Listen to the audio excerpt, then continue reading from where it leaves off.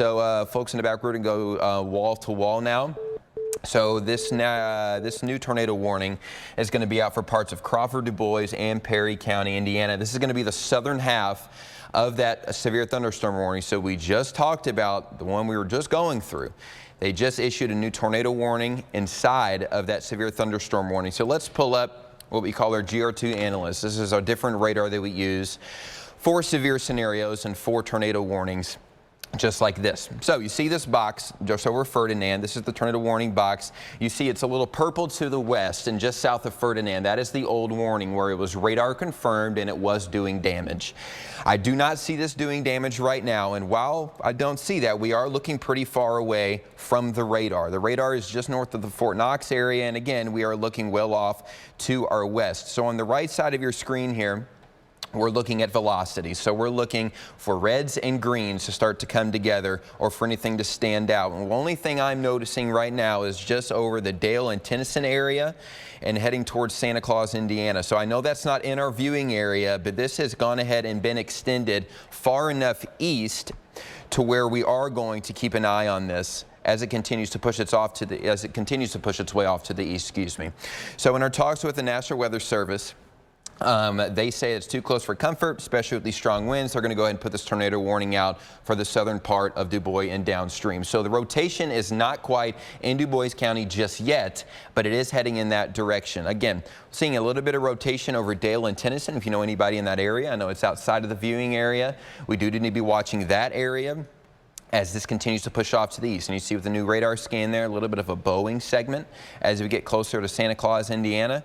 This is, again, heading right towards southern Du Bois County. So areas that would be affected downstream, we're talking Leopold, for example, you would be next on deck. And then so on and so forth. This continues to push further down to the south. Now, this has a northern extent to it as well, in case this takes a little bit more of a northeasterly trajectory. This is for Ferdinand, Birdseye, you're included in this. English, go ahead and get to your safe place as well. All of you guys should go ahead and be in your safe place. So we're going to stay wall to wall here and watch this since this tornado warning is now in our viewing area.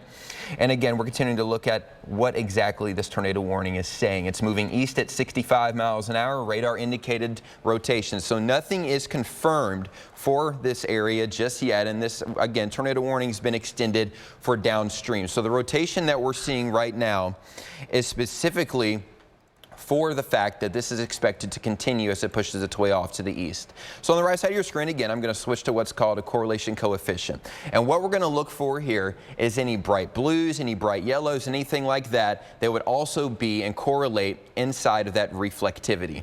And I'm not seeing anything in there right now, which is good. You can see these little blips. You could maybe think or something, but then you look exactly where that is, and it's not in an area of high reflectivity. So I do not think that that is damage being done, but this is something that we're going to have to watch closely as this continues to push its way on off to the east. We're going to continue to watch as this all continues to push its way off to the east. And again, this has been extended all the way through parts of Du Bois, Orange, and Perry counties in Indiana.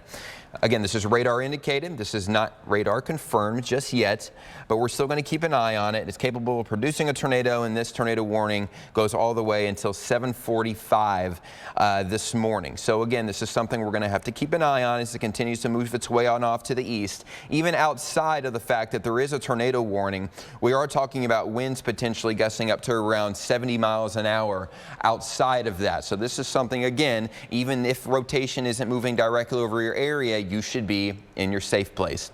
So again, let's go through this. Areas like Birdseye, English, Leopold, all of you are in our viewing area, and I would go ahead and get into your tornado safe place. We're going to switch back to our in-home radar so we can talk about a few extra locations that may not be mentioned on our regular radar. So here goes again, this extended tornado warning on off to the east. Areas like Ferdinand, moving over toward Birdseye. Oil, for instance, that's a new one that we haven't mentioned just yet. The tornado confirmed by radar has been cut off, and this extension, what we call downstream, is just for ahead of time. So The National Weather Service went ahead and put this out in case this tornado warning, in case this rotation remains fairly strong as it continues to push its way on off to the east. So areas that are on deck, Ferdinand, Birdseye, oh, we talked about that. This is riding right along I-64 and approaching parts of some Du Bois County and also moving into parts of Orange and Perry County. So again, this is something I'm going to keep watching here over the next few minutes to see if we get any new radar scans and anything that is really standing out. And so far not. But obviously this is going to be put out for a reason. So the tornado warning says this is moving east at 65 miles an hour. So when we track this out, let's put it on the leading edge, track it out east at around 65 miles an hour. And then here's some locations and how long we have. So Ferdinand, get ready. You need to be in your tornado safe place. You got about a minute left. Oh, you got about 15 minutes or so, 22 minutes. Leavenworth 27 and Whiskey Run, you've got about a half hour, give or take. If you are in this tornado warning box, I would go ahead and be in your tornado safe place regardless. So let's look at rotation once again on the right side of your screen. We can see a little bit of that moving through parts of Dale and Santa Claus, Indiana, again, just outside of our viewing area. This just south of Birdseye isn't screaming too much to me just yet. That's not very tight rotation, but we are going to look for these reds and greens to get close to each other and keep watching this rotation as well over Santa Claus as we continue to get new radar updates and as this pushes further into our viewing area. So let's pull up correlation coefficient again.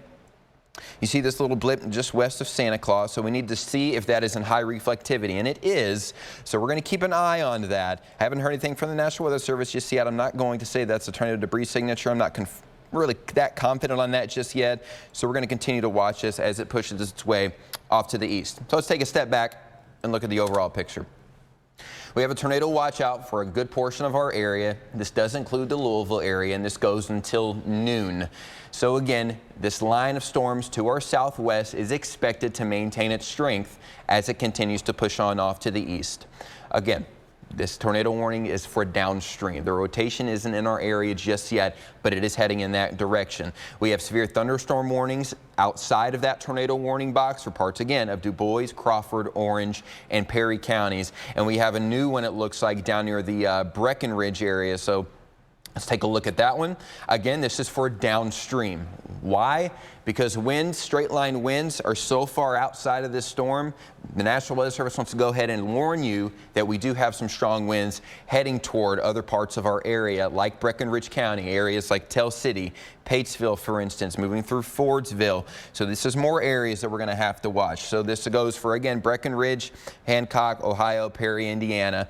And this one goes all the way until 8 o'clock this morning. So again, since this is downstream, it's going to take a little bit for this main line to get all the way to the east to include areas like Tell City, Patesville, and Fordsville. But this is for 70-mile-per-hour wind gusts and penny-sized hail once again. And I also want to note that this also has the tornado possible tag on it and also has a considerable damage threat along with that. Even if you are not in a tornado warning, you should take it and kind of absorb it like so, because 70-mile-per-hour straight-line winds can do just as much damage as a weak tornado can. So let's go back to the tornado warning that we have in our viewing area. I'm not seeing signs of extreme tight rotation right now. Let me look at chats with the National Weather Service real quick. And nothing there either. So no updates with it. We're going to keep an eye on it still as long as this tornado warning is in our area. You can still see down here near Santa Claus, Indiana, this rotation right here, and they still have this radar confirmed box trimmed down here. So this is telling me they do expect this to still be doing damage or was doing damage on the ground. I'm not seeing anything that's screaming at me that's showing that this is doing damage in that box, but it is worth noting that as soon as you head into Du Bois County, you need to be in your tornado safe place.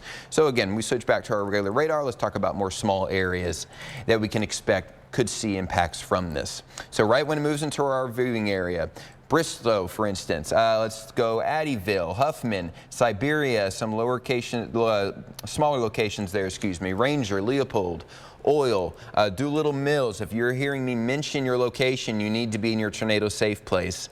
This rotation, excuse me, is just south of I-64, about to move in to our viewing area, heading towards the Bristow area, Addyville, and further up to the north and to the east. Again, it was radar confirmed to our west. It has not been extended as such and has been extended as rotation just on radar. So it has not been radar confirmed but we still need to take this as such. It's radar indicated rotation. We can see rotation on radar, which is continuing to be what we look at. So no matter what side of this you look at, you can see the reflectivity on your screen now, and then when we pull up the newer radar, you can see the reflectivity on your left side of your screen. That purple box, if you're just joining us, that is radar confirmed tornado warning, meaning they saw doing damage, there was a tornado debris signature. That has since been cut off, and it's going to probably be allowed to expire. But we still have that regular tornado warning for the rest of our area as this continues to push off to the east. And I am watching a little bit of that rotation just north of Santa Claus, Indiana, where Holiday World is, as this continues to push its way on off to the east. So right along I-64, just south of that, it's about to move into parts of our area. So again, smaller locations, Leopold, Oil, we talked about that. We need to be keeping a lookout there. Let's take a look at correlation coefficient once again. Not seeing anything that's really screaming to me that we have a tornado on the ground doing damage. So we're going to keep an eye on this and watch for any flares that also line up with that high reflectivity on both sides of the screen here to see if there is any tornadoes on the ground doing damage. So let's take another broad look at this and go back to our in-home radar and see what's going on from the broad aspect. So Louisville, you are not seeing these severe storms yet. We do have these storms just on the other side of the river, but the severe aspect is approaching our western counties. So let's go ahead and put a storm track on this. We said this was moving east at around 65 miles an hour. So again, we're going to put another storm track on this, extend this east at about 65 miles an hour. And we can get a few more locations with some times there. So Oil, you've got just under 10 minutes until this starts to impact your area. Alton, just over 15. Leavenworth, you got about 20 minutes. Corydon, Indiana, I know we got a lot of viewers there. You got just around 30 minutes before that gets over toward your area. Now, Corydon, you are not included in that tornado warning just yet, but just giving you a little bit of a heads up since this is expanded a little bit further downstream. So we're continuing to watch this as it pushes its way off to the east. We have severe thunderstorm warnings for our southern communities down toward Breckenridge County, around the Tell City area as well. And when we look at all of our counties, you can see there's a lot of colors there. Northwestern Breckenridge County, southern Perry County. We have the tornado warning for the northern half of Perry County, and then tornado warning for the southern half now of Du Bois and Crawford County. This is staying out of Orange County for now, but we're going to keep watching this as it continues to push its way on off to the east to see if we see any new updates on radar. So any tornado warnings to the south have been allowed to expire. This is the only tornado warning in our area right now. And I do expect this radar confirmed to be allowed to be cut off here soon as well once this updates. Not seeing any really telltale signs of strong rotation around our area, but we are going to continue to watch this. And we're talking with the National Weather Service as well to see what they say and to see what they're seeing. And they're saying the outflow boundary showing up west and east in Harrison County extends farther west into Perry County, like will allow the circulation to ride along it for a while. Could be a long track tornado there. So we really need to keep an eye on this. Again, you need to be in your tornado safe place. If you are in southern Perry County, if you are in southern Du Bois County, and really all of Perry County, and of course southern Crawford County as well. Outside of that, we do have those severe thunderstorm warnings further down to the south, and we also have that tornado watch out for a good chunk of our area that does include the Louisville area until noon today. So we're watching this line of storms continuing to push its way to our area. Hannah Strong just came in and just joined me here, and we're going to continue to watch this as it is the only tornado warning in our area. Hannah, it is worth watching because it has a history of doing damage. It was radar confirmed before it moved into our area, and now it was extended downstream as radar confirmed rotation. So it is worth watching as this continues to push to the east. Right, and Bryce has been talking to you guys all morning about all the threats that are going on here. So we're with you for this active tornado warning, but you can obviously see the strong wind as that line sort of bows out. There's incredibly heavy rain. Having just driven through downtown Louisville, this is not in Louisville yet, but there's incredibly heavy rain, the thunder and lightning as well. So this is a powerful storm that's headed our direction. It has that current threat right now of rotation. The storm that has a history of producing damage before it moves into our area is always something that's going to have our attention. So let's go ahead and take a look here. I'm going to pull up Storm View HD over here. So we've got a second set of eyes on this storm. But Bryce, that little notch that you see here, I don't really like that. Yep. Some rear flow into that storm. That sort of adds gasoline. So what we're talking about here Let me get you a little arrow we can draw on here. I'm talking about this notch right here. Right where that rotation is, what's happening here is the storm can pull in some cleaner air, some air that has a little bit more energy in it. It's warm, it's humid. It's just not that same muddied atmosphere where there's intense heavy rain, where there's, other activity going on. So this gives the storm kind of open access to more gasoline. And that's what can fuel a storm like this that's producing a tornado, or at least producing some strong rotation. So that's what we want to watch as the storm continues to evolve. If you've watched us do tornado coverage before, we like to watch how the storm moves, what's happening over the last couple of scans, so we can get an idea of its behavior. And that's one of the pieces of the behavior of this storm that I think we need to keep a pretty close eye on, is that rear inflow, how that notch is kind of getting cut into that storm, and it's exactly where the rotation is happening too.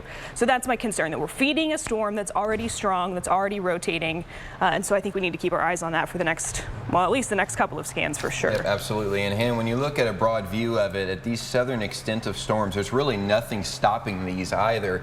There hasn't been any rain, there hasn't been any storms ahead of this further down to our south, so we need to watch the southern extent of these storms as well. This tornado warning, while it's running into rain, is still pushing strong with the rotation that it has, and when we pull up velocity, you can see a little bit of that, even though it was a little bit messy just northeast of Santa Claus, Indiana, as this continues to push into parts of Perry County. So the northern half of Perry County, you need to be in your tornado safe place. What is your tornado safe place? Well, if you have a basement, go there. If you have a storm cellar, go there. If not, you don't have a basement, you need to be on the lower level of your home or an apartment building, whatever building you're in, into a center room as well. And once we switch back to our reflectivity here, you can see once again what Hannah was mentioning, kind of this inflow notch on the back side of this system just south of the Ferdinand area, right there where that arrow is pointing. Then again, as Hannah mentioned, this is kind of bringing in fresh air, and really air that hasn't been destabilized at all from any of the storms that have moved through. All the storms we've had so far today have been moving through southern Indiana, and none of that has been moving through really anywhere along the river until just now. So this is pretty much just free reign for these storms to continue to push their way on through our area, and that's important, especially as we look toward the southern half of those of that line, because there's nothing really stopping it. It has open air to really roll through, and storm energy that hasn't been eaten up yet. So again, we'll take a closer look at this, Hannah, and we're talking about smaller locations that could expect this and should be in their tornado safe places, areas like Oil, like Birdseye, and once Hannah puts her storm track on, you can see other areas as well. We mentioned Bristow earlier. You've got about 5 minutes until that rotation gets to your area. Oil just over 10 minutes there. Oriole about 16. So again, you should go ahead and be in your tornado safe place anyway. And while there's nothing that's screaming a tornado is on the ground right now, we're also looking pretty far away from radar as well. Exactly. So that's important to know. And the way the radar beams are angled, we're looking further up into the cloud rather than if it was really close to the radar. If it was in Louisville, we'd be looking closer to the surface. Yeah, so let's talk logistics. It's 7:38 in the morning. This tornado warned storm covers I-64, but the center of rotation, I've animated it, it's just outside Santa Claus. So it is south of I-64, but this storm is moving east at 65 miles an hour. So it is moving east along the highway about the same speed you're supposed to drive on that highway. So keep in mind that this storm is moving fast. It is headed generally toward downtown Louisville. It would put it here just after 8 a.m. Now, I do expect we're seeing a bit of evolution in the storm right now. It's clearly not quite as strong right now as it was about an hour ago, where it did actual damage. Right now, we're saying there's rotation in the storm. We don't have evidence that there's a tornado on the ground right now. So this storm did some damage before. No evidence it's currently doing that. However, it is rotating, and it is headed toward Louisville. So this is the moment where if you're awake and watching and you've got friends that are not, or maybe that don't have the news turned on because they're getting around getting the kids ready for school or to head into work, you need to be paying attention and think about those folks. Send a quick text, make a quick phone call that says, hey, there's a tornado warning, generally headed for Louisville. Not that Louisville is in the warning. They're not yet. But I am concerned that if this storm stays on its current track, its trajectory, and it holds on to this steam, it keeps ingesting that gasoline that we're talking about, I'm worried that there's going to be a strong thunderstorm in Louisville about 8 o'clock, just after 8 o'clock in the morning, when we know so much of our population is in downtown. So send those texts, make those phone calls. I want to pull up the cord-in camera so we can see what's going on. See if we can get a good look at it. Oh, look at that. let me move this camera around a little bit and see what view we can get from the storm. Because from Corydon, the storm is still out west. Yeah, we're still about 15, 20 minutes away or so from the Corydon area, maybe a little bit longer, maybe we're like 30 minutes. But again, it's important, as Hannah was mentioning, to kind of remind ourselves the history that this storm has, because the history of storms can be very important when you're looking at what it can still do and what it's still capable of. This was a radar confirmed tornado, meaning there was a tornado debris signature on radar outside of our viewing area and back to our west when it was a little bit north of Paducah, and as it continued to push its way on off to the east. And as Hannah mentioned, we're going to keep watching our cameras here, and these are really, really vital, especially when you talk logistics like Hannah was mentioning this early in the morning. You can see a few school buses even on the cameras there. This is going to be very important, especially for those school districts that are not on spring break. I know JCPS is, so that does help. But still, folks heading off to work. My wife's heading to work right now. I texted her right when the tornado warning came out and said, hey, just so you know, when you get to work, you need to be weather aware. And that goes for everybody. If I'm telling my own family this, you need to tell your own family this as well. Now, I will mention, Hannah, we did have radar outages across the U.S. this morning. So that was a little bit of an issue there for a while. We haven't really had too much of an issue of it within the last about hour or so. It's been pretty consistent, so that's good. It is something we're going to have to be watching out for just in case. But we're in constant communication with the National Weather Service, and it looks like that issue has been resolved. Well, that's good. Yeah. You know, these moments where you need a good look at radar, you can't. Yeah. You can't get that good look if there's outages, especially spread across parts of the country. What I'm showing you guys now, on the left-hand side is reflectivity. That's the normal view of radar that you're used to seeing. On the right-hand side is the velocity. That's going to be how we look inside of the storm, see what direction the winds are moving. Now, this is backwards. This is rewound several scans. So you're looking at old data here, but this is when we had that tornado warning. You can see it shaded in pink, actually. That's what we call a confirmed tornado. So it's not just, oh, we think we see something on radar. This is, hey, this storm is showing us that it's doing damage, has a history of producing damage. So this is why this warning was continued through our area, the pink warning box here. I'm going to just walk this forward. I want you to keep your eye focused. Can you draw me a little arrow near your Santa Claus where that rotation is? I want you to keep your eye focused kind of where Bryce is drawing this arrow. That's the area of rotation. And again, this is old right now. I'm going to walk it forward to current data. I want you to watch how the storm is evolving. Because while the storm is still rotating, I think we're seeing it dive a smidge south and that rotation spread out a bit. So one of the features that you can see just south of St. Meinrad there is going to be kind of that notch that extends out. You see that kind of red tail on the left-hand side of the storm that's just sticking out in the back? Well, we need to watch that because that means that the storm is still ingesting that cleaner air, still bringing in that gasoline that we're talking about.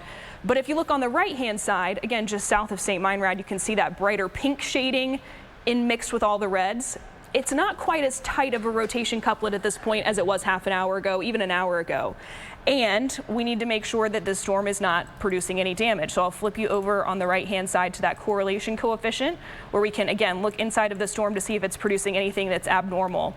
And I don't see that it's done that any recent history of doing damage. So at this point, I think we're watching rotation inside of a thunderstorm, a storm that has a history of producing a tornado that did do damage.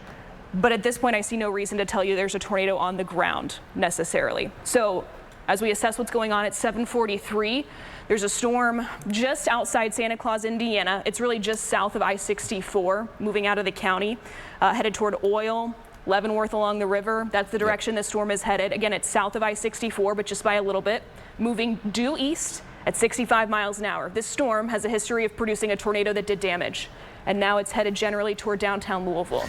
So this is the point where you tell your friends what's going on.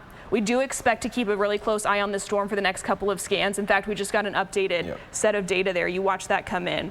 This is even more diffuse now. That bright coloring, the bright pink shading on the right-hand side spreads out more instead of getting tight and forming that couplet. It's spreading out more. So that tells me there's some pretty strong wind inside of this storm. In fact, let's get some information here. It looks like we've got gusts over 60 miles an hour inside of that storm. Whether it's rotating or not, the wind is moving at 60 miles an hour easily.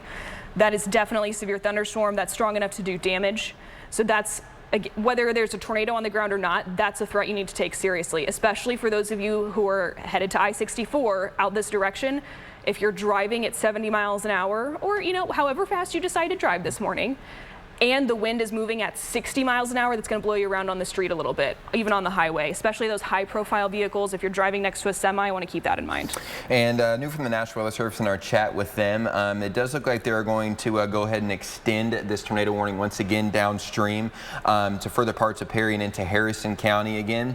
And this has lower confidence again with that, but even they mentioned, and I think we would both agree, even though there's not a lot of confidence in the fact that there's a tornado on the ground doing damage, which of course is a bad thing anyway, but the factors are there for quick spin-ups, which we've seen a lot of here over the past few months or so. These little quick EF0, EF1s, even EF2s like about a month ago, that can do damage very quickly even in between radar scans, and that are really hard to be picked up on radar. So this tornado warning's been expanded all the way as far east almost as Corydon, is butting up to around the Georgetown, Indiana area.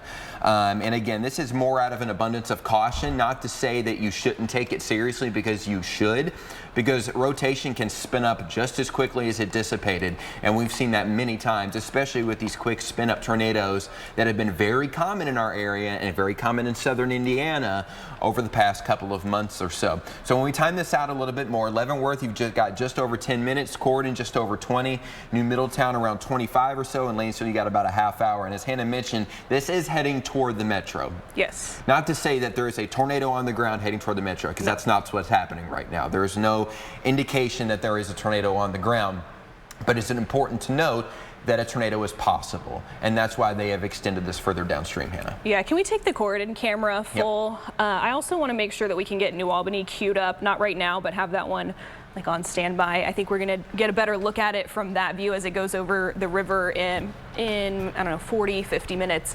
So this is a live look right now in Corydon, and the problem that we're going to run into here, obviously, is the hills, but you can still get a pretty good look at the clouds here. So one thing I want to point out to you, you're not seeing like the base of the cloud really defined against kind of an open sky. Oh, nice lightning strike there, though. So I'm not seeing anything here that's concerning. This looks like a thunderstorm. It's moving fast, though. If you kind of keep your eye on the clouds here in the view, you can see how fast those clouds are racing across the sky. So at this point, nothing there concerning, but it's something that we want to continue to keep a close eye on. And I'm just going to glance over at the New Albany camera to see if we can get a bit of a different view as the storm gets closer to Louisville. Yeah, actually, can we go ahead and take New Albany full? Because this draws an interesting point. So here's what I was talking about that you're not seeing in Corydon, pretty much due to the topography. Here you can see the base of the cloud. There's a pretty firm line. Look at the Sherm. You can see that line of clouds that just kind of cuts right through the Sherman Bridge. The Sherman-Minton Bridge. Right below that, there's kind of an opening, a lighter sky as you look a little bit closer, really on the left-hand side of your screen toward downtown Louisville. That's what I'm talking about there, seeing the difference between the cloud base and then the open sky below it. If we're to see anything drop out of a cloud, it'll be easier to see here, and by that I mean a tornado. If we're to see a tornado lower from a cloud base, it would be easier to see here, but at this point, everything on this view and the view in Corydon is uniform. It all looks the same. I don't see like a low cloud or rotating. So that's good news. I also don't think we're going to get a great look at it because this is what we call high precipitation. If there were to be a tornado inside of this storm, it's wrapped up in rain, and rain is pretty hard to visually see through. It's why we use the radar to help us see, metaphorically, I guess, see, but to get a look inside what's going on in the thunderstorm, because looking at this view in New Albany, it's going to be hard to spot if a tornado drops inside of this rain-wrapped storm. So let's go back over to the radar display. Let's get you caught up on what's going on here. There's an active tornado warning in our communities. This goes until, I believe, 8:15, so about a half an hour on this warning. It includes parts of Crawford, Harrison, Meade, and Perry counties. Again, that warning goes until 8:15, and I don't want to be accused of hyping this, but there is a tornado warned storm that's just on the southern edge of I-64. It's moving due east, which takes it toward downtown Louisville, and that would be about 8:30 in the morning. Whether this storm has a tornado on it at that point or not, it will be strong. There's not a lot that's going to happen to it between now and then that's going to remove, you know, damaging wind gusts. It's going to remove all of this lightning. I mean, look at all the energy that's in this storm still. There's incredibly heavy rain already in Metro Louisville. I'll slide this over just a smidge and you can see there's some decent reflectivity. There's some bright colors showing up in our communities right now. And so that heavy rain that's headed toward the metro area is meeting rain that's already pretty heavy at this point. So I want to be aware of like flash flood concerns. Think about the spots on your normal morning commute that pond a lot, that see water accumulate quickly. Be aware of those this morning. They're going to do that today. There's already a lot of heavy rain. There's plenty more of it on the way. Corydon is inside of that warning box, and based on the current track of that storm, I think that center of rotation or even the strongest wind is headed directly toward Corydon.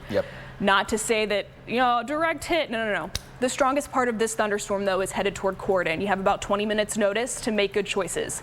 Like, don't be on the road. The safest place to ride out a strong thunderstorm is not in your car. It's in a sturdy structure that's fixed into the ground. So we're talking about the lowest level of wherever you are, whether you're already at work or you're still at home. The lowest level of that structure, a basement is great. Main floor is good too. You want to put as many walls between you and the storm as you can. Again, try not to get hung up on, is it producing a tornado right now or not? We're trying to say to you, whether it is or not, the wind is strong enough to do damage. I'm concerned about a flood threat at this point with so much heavy rain in such a short amount of time. Where's all that water supposed to go? So there are several threats with this storm, not just the tornado, though that is why we're with you, because we believe that this storm, if it produces another tornado, which it could do at a moment's notice, poses a threat to your life. That's why we're with you this morning. So regardless of tornado or not, this storm is potentially damaging, so you want to be in that safe place. As many walls between you and the outside of the storm, the outside or the storm as you can. That's how we're going to keep folks safe this morning. And again, because this is headed toward Metro Louisville around the busiest time of morning, this is the time to call or text your people. Let them know it's headed this direction. Hey, maybe you text your boss and say, I'm going to be half an hour late to work. I need to wait for this storm to go through and then I'll be in. But make those good choices. Now is the time to consider that instead of 20 minutes from now when that storm is barreling down on you and you're making a moment in crisis. You're making a decision in crisis. You're not going to think as clearly then. Consider your options now. Make good decisions now as the storm heads toward Louisville. Absolutely, and you have to think about rush hour, and it does help the JCPS is on a spring break, but you still, this is a big metropolitan area, so you still have rush hour in the morning. You're still going to have a lot of people heading out, and as Hannah mentioned, she hit rain coming in to Louisville and to downtown Louisville, and that's not even the heaviest rain that we see. The heaviest rain is still a part of this tornado warning that's further extended off to the east. So areas like Leavenworth right now, you are seeing really heavy rain moving on down to the area, and really you're looking at the most heavy, or the strongest wind, on the back side kind of this line near over the Leopold area. And I think we should keep an eye on this, Hannah, as we look down toward Leopold and Troy. It's nothing that's screaming at us right now, but you can see those brighter colors again, trying to get into a little ball once again. I think we need to keep an eye on that because, again, this storm, there's nothing really that's stopping it. It's got the fuel. You've got south wind. So when you look at the storm from a broad perspective and you look at what's to the south, well, there's nothing stopping it, and that's where our wind's coming from today. And this is why today has been a pretty big issue and a pretty big threat in the data here recently and over the past couple of days. Your south wind's bringing in more low-level moisture. So south of this storm, this entire area is feeding in more air into that storm and trying to make it stronger. It's feeding in more level moisture. It's feeding in more wind energy, and you can see there's nothing really to stop it. And it's the same thing with these severe thunderstorm warnings. Even if you are not in that tornado warning moving through southern Indiana, you should take these seriously down to the south as well. These have wind gusts upwards of around 70 miles an hour, which can do EF0, EF almost 1 type damage to trees, power lines. Straight line wind damage is something that we need to be taken seriously. And you see what threat they've also added onto that severe thunderstorm warnings to our south is that tornado possible tag. We've had many severe thunderstorm warnings around our area over the past couple of months that have had the tornado possible tag and have produced a brief, quick spin-up tornado, but it does damage, and that's something that could occur to our south as well. Even if we're not seeing it on velocity, not seeing a lot of rotation, it doesn't take much to get a quick spin up, which is what we're watching for down to the south, why the National Weather Service has these severe thunderstorm warnings attached with that tornado possible tag. And Hannah, I want to mention the damage threat also that some of these have. Earlier they had considerable on there.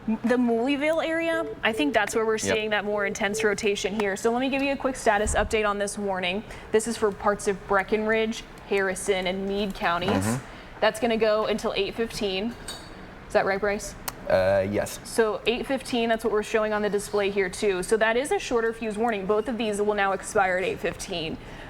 But you can see, I'll point out to you here where there's a little bit of a part that sticks out. It's really the one on the left-hand side of your screen to the west, just north of Amons, headed toward, what is that, Frywire? That's where we're seeing that more intense part of the storm. I would argue that's probably what got the warning, that circulation. Now Bryce is over on our Storm View 3 and he's investigating in real time. Bryce, will you just narrate to us what you're looking at? Yeah, so on the right side of the screen, we're looking at what's called correlation coefficient. We kind of talked about this earlier. We're looking for any colors that stand out. So any blues, any greens, and you can see some on the back side of this warning. Again, just here next to me, just west of Mooleyville. That's outside of the viewing area, but I want to use this as an example. You have to have that color under high reflectivity. What I mean by that is I'm going to place a little marker right there and you'll see a little red dot over that. But you'll also see the little red dot back here and it's not over an area of high reflectivity. It's not raining a lot there. There's not a lot going on. So we can debunk anything that is showing up that is not under high reflectivity, and that is key when you're talking about and trying to find any tornado debris signature. So I'm not seeing anything in terms of a tornado debris signature, but as Hannah mentioned, that rotation kind of just west and moving over the Mooleyville area, continuing to push off to these. You can kind of see it about to cross the river right here and maybe just south of Alton as well. Both need to be watched. Either way, even if this isn't producing a tornado, this is still producing strong winds. We're talking 65+ mile-an-hour winds gate to gate coming out of this one as this continues to push its way on off to the east. And as Hannah mentioned, this expires pretty quickly, in just about 15 minutes. But some areas that go ahead need to be in your safe place. Paynesville, Sirico need to be in your safe place. Brandenburg, you got about 15 minutes, and Buck Grove need to be in your safe place as well. So again, I'm not seeing anything that is screaming there is a tornado on the ground that is doing damage as of right now, but obviously this was put out for a reason. I think Hannah and I can both agree. You can see just a little uptick in that rotation as it's crossing the river just south of Mooleyville. Yeah, I totally agree. So I just want to underscore the fact that there are 2 tornado-warned storms now that are south of I-64, around and south of I-64, generally moving east. So this is going to take it toward Metro Louisville and really communities between about Shepherdsville and Louisville. That's where this storm is headed, not where it is now. We want to focus on Brandenburg, we talked about Mooleyville. I think that you're seeing a pretty intense part of the storm right now. Irvington, this is going to be headed your direction as well. So we want to focus on where the storm is, folks who are going to be impacted immediately, but also keep our eye down the road here on where is this headed. It's a time of morning that I don't love a storm of this intensity headed toward Metro Louisville. Communities to the south, we're thinking about the folks who live in southern Jeff and also, again, north of Shepherdsville, like Hillview, Mount Washington, those communities that you might be headed toward Louisville for your morning commute or to run errands today. I'd say maybe put those off an hour or two if you can. But 2 active tornado warnings in our communities right now. I'll give you the status update on each of them. So this is the new warning for parts of Breckenridge, Harrison, and Meade counties. This was issued more recently for that kind of quick spin-up possibility. We saw the rotation come up quite nicely in this, got a warning, and I totally support that. And then there's a northern warning that includes parts of, well, the rest of Meade County, basically, and Harrison and Crawford counties. So these are the 2 active tornado warnings in our area. They're both set to expire at 8:15, so about 10 or 15 more minutes. I want to put a couple of tracks on these storms for you. But the problem here is I just want to do it by the line, actually. Let's do a line track instead, because both of these storms are moving east at about 60 miles an hour. Again, just a little slower than you're probably driving along the interstate. So they're moving at a pretty decent pace, bringing strong wind gusts. Wind gusts also up to 60 miles an hour. Corydon, this is on top of you now. Get ready. I want to take that Corydon camera next. Yep. Brandenburg, we've mentioned you. Obviously, that's much farther south. That's that second storm, but you're about 5 or 10 minutes away from the most intense part of the storm. The wind is now starting to pick up there. Okay, so this is a live look at Corydon. I want to just stay on this for a few minutes. Actually, it looks like we maybe just lost the live camera. Okay, so we're going to have this kind of intermittently because there is a strong storm moving through. Don't be alarmed if we lose signal there. Obviously, there's heavy rain. That's the first out to you. You can't see quite as far in the distance as we could before. Keep an eye on those trees on the left side of your screen. We knew that was going to be a good marker for what the wind is doing inside of this storm. I have no reason to believe there's a tornado on the ground that's headed toward Corydon. I have every reason to suspect that there is strong wind, though, that is headed, well, that's moving through Corydon right now. I think that's the reality of the situation. Let's zoom down real close. There's heavy rain. You can see that on the left side of your screen. So the right side of your screen is what the radar shows us. The left side is what your eyeballs show you. I love when we compare these two things together. It really helps you get a sense of the danger that these storms can pose. So Corydon dealing with heavy rain, strong wind gusts. Bryce, can you tell me about what we're looking at in terms of wind speed around Corydon right now and for gust potential? Excuse me. Corydon area, it's still approaching there. So a lot of the strongest wind is still down toward the New Amsterdam area and coming up just south of Alton. Let's say north of Concordia, Wolf Creek. Here's a new radar scan. Oh, let me come over to you, actually. I like what that scan looks like over there with that pink coloring that just kind of bloomed out there. So you can see these kind of very bright pinks, almost whites, just south of Mooleyville. This is, again, signifying that really, really strong wind. I'm not seeing any couplets, so nothing is screaming hard or really tight rotation, but we're still looking at 65 plus winds.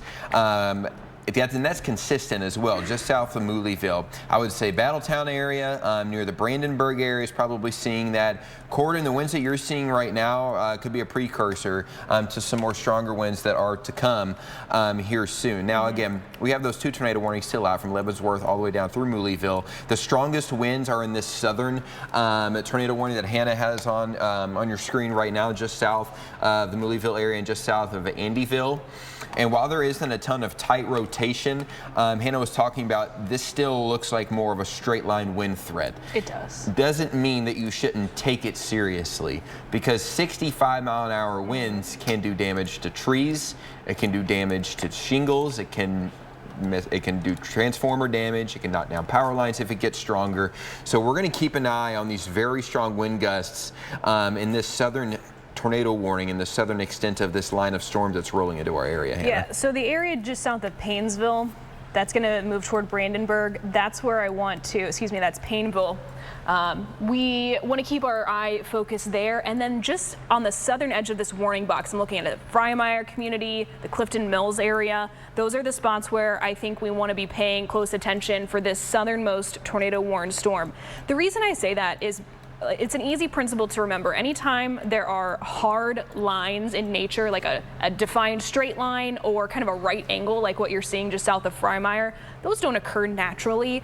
Mother Nature does not do that on purpose. The weather wants to be the same everywhere. And so when we see those sharp differences, that tells us that something is going on there that's not normal. And that's my concern in this thunderstorm. It's not just uniform rain, everybody's getting the same heavy rain. It's not even that everybody's getting the same intensity of the wind. As we line curve south of Paineville down towards Sample and the Clifton Mills neighborhood, that's where we're seeing the potential for the storm to do something different. I'm not saying it's rotating there. I'm saying there's strong wind there and it's moving into an area where the wind is not quite as strong. And if we're going to see that storm spin, that's a good place we could see it geographically.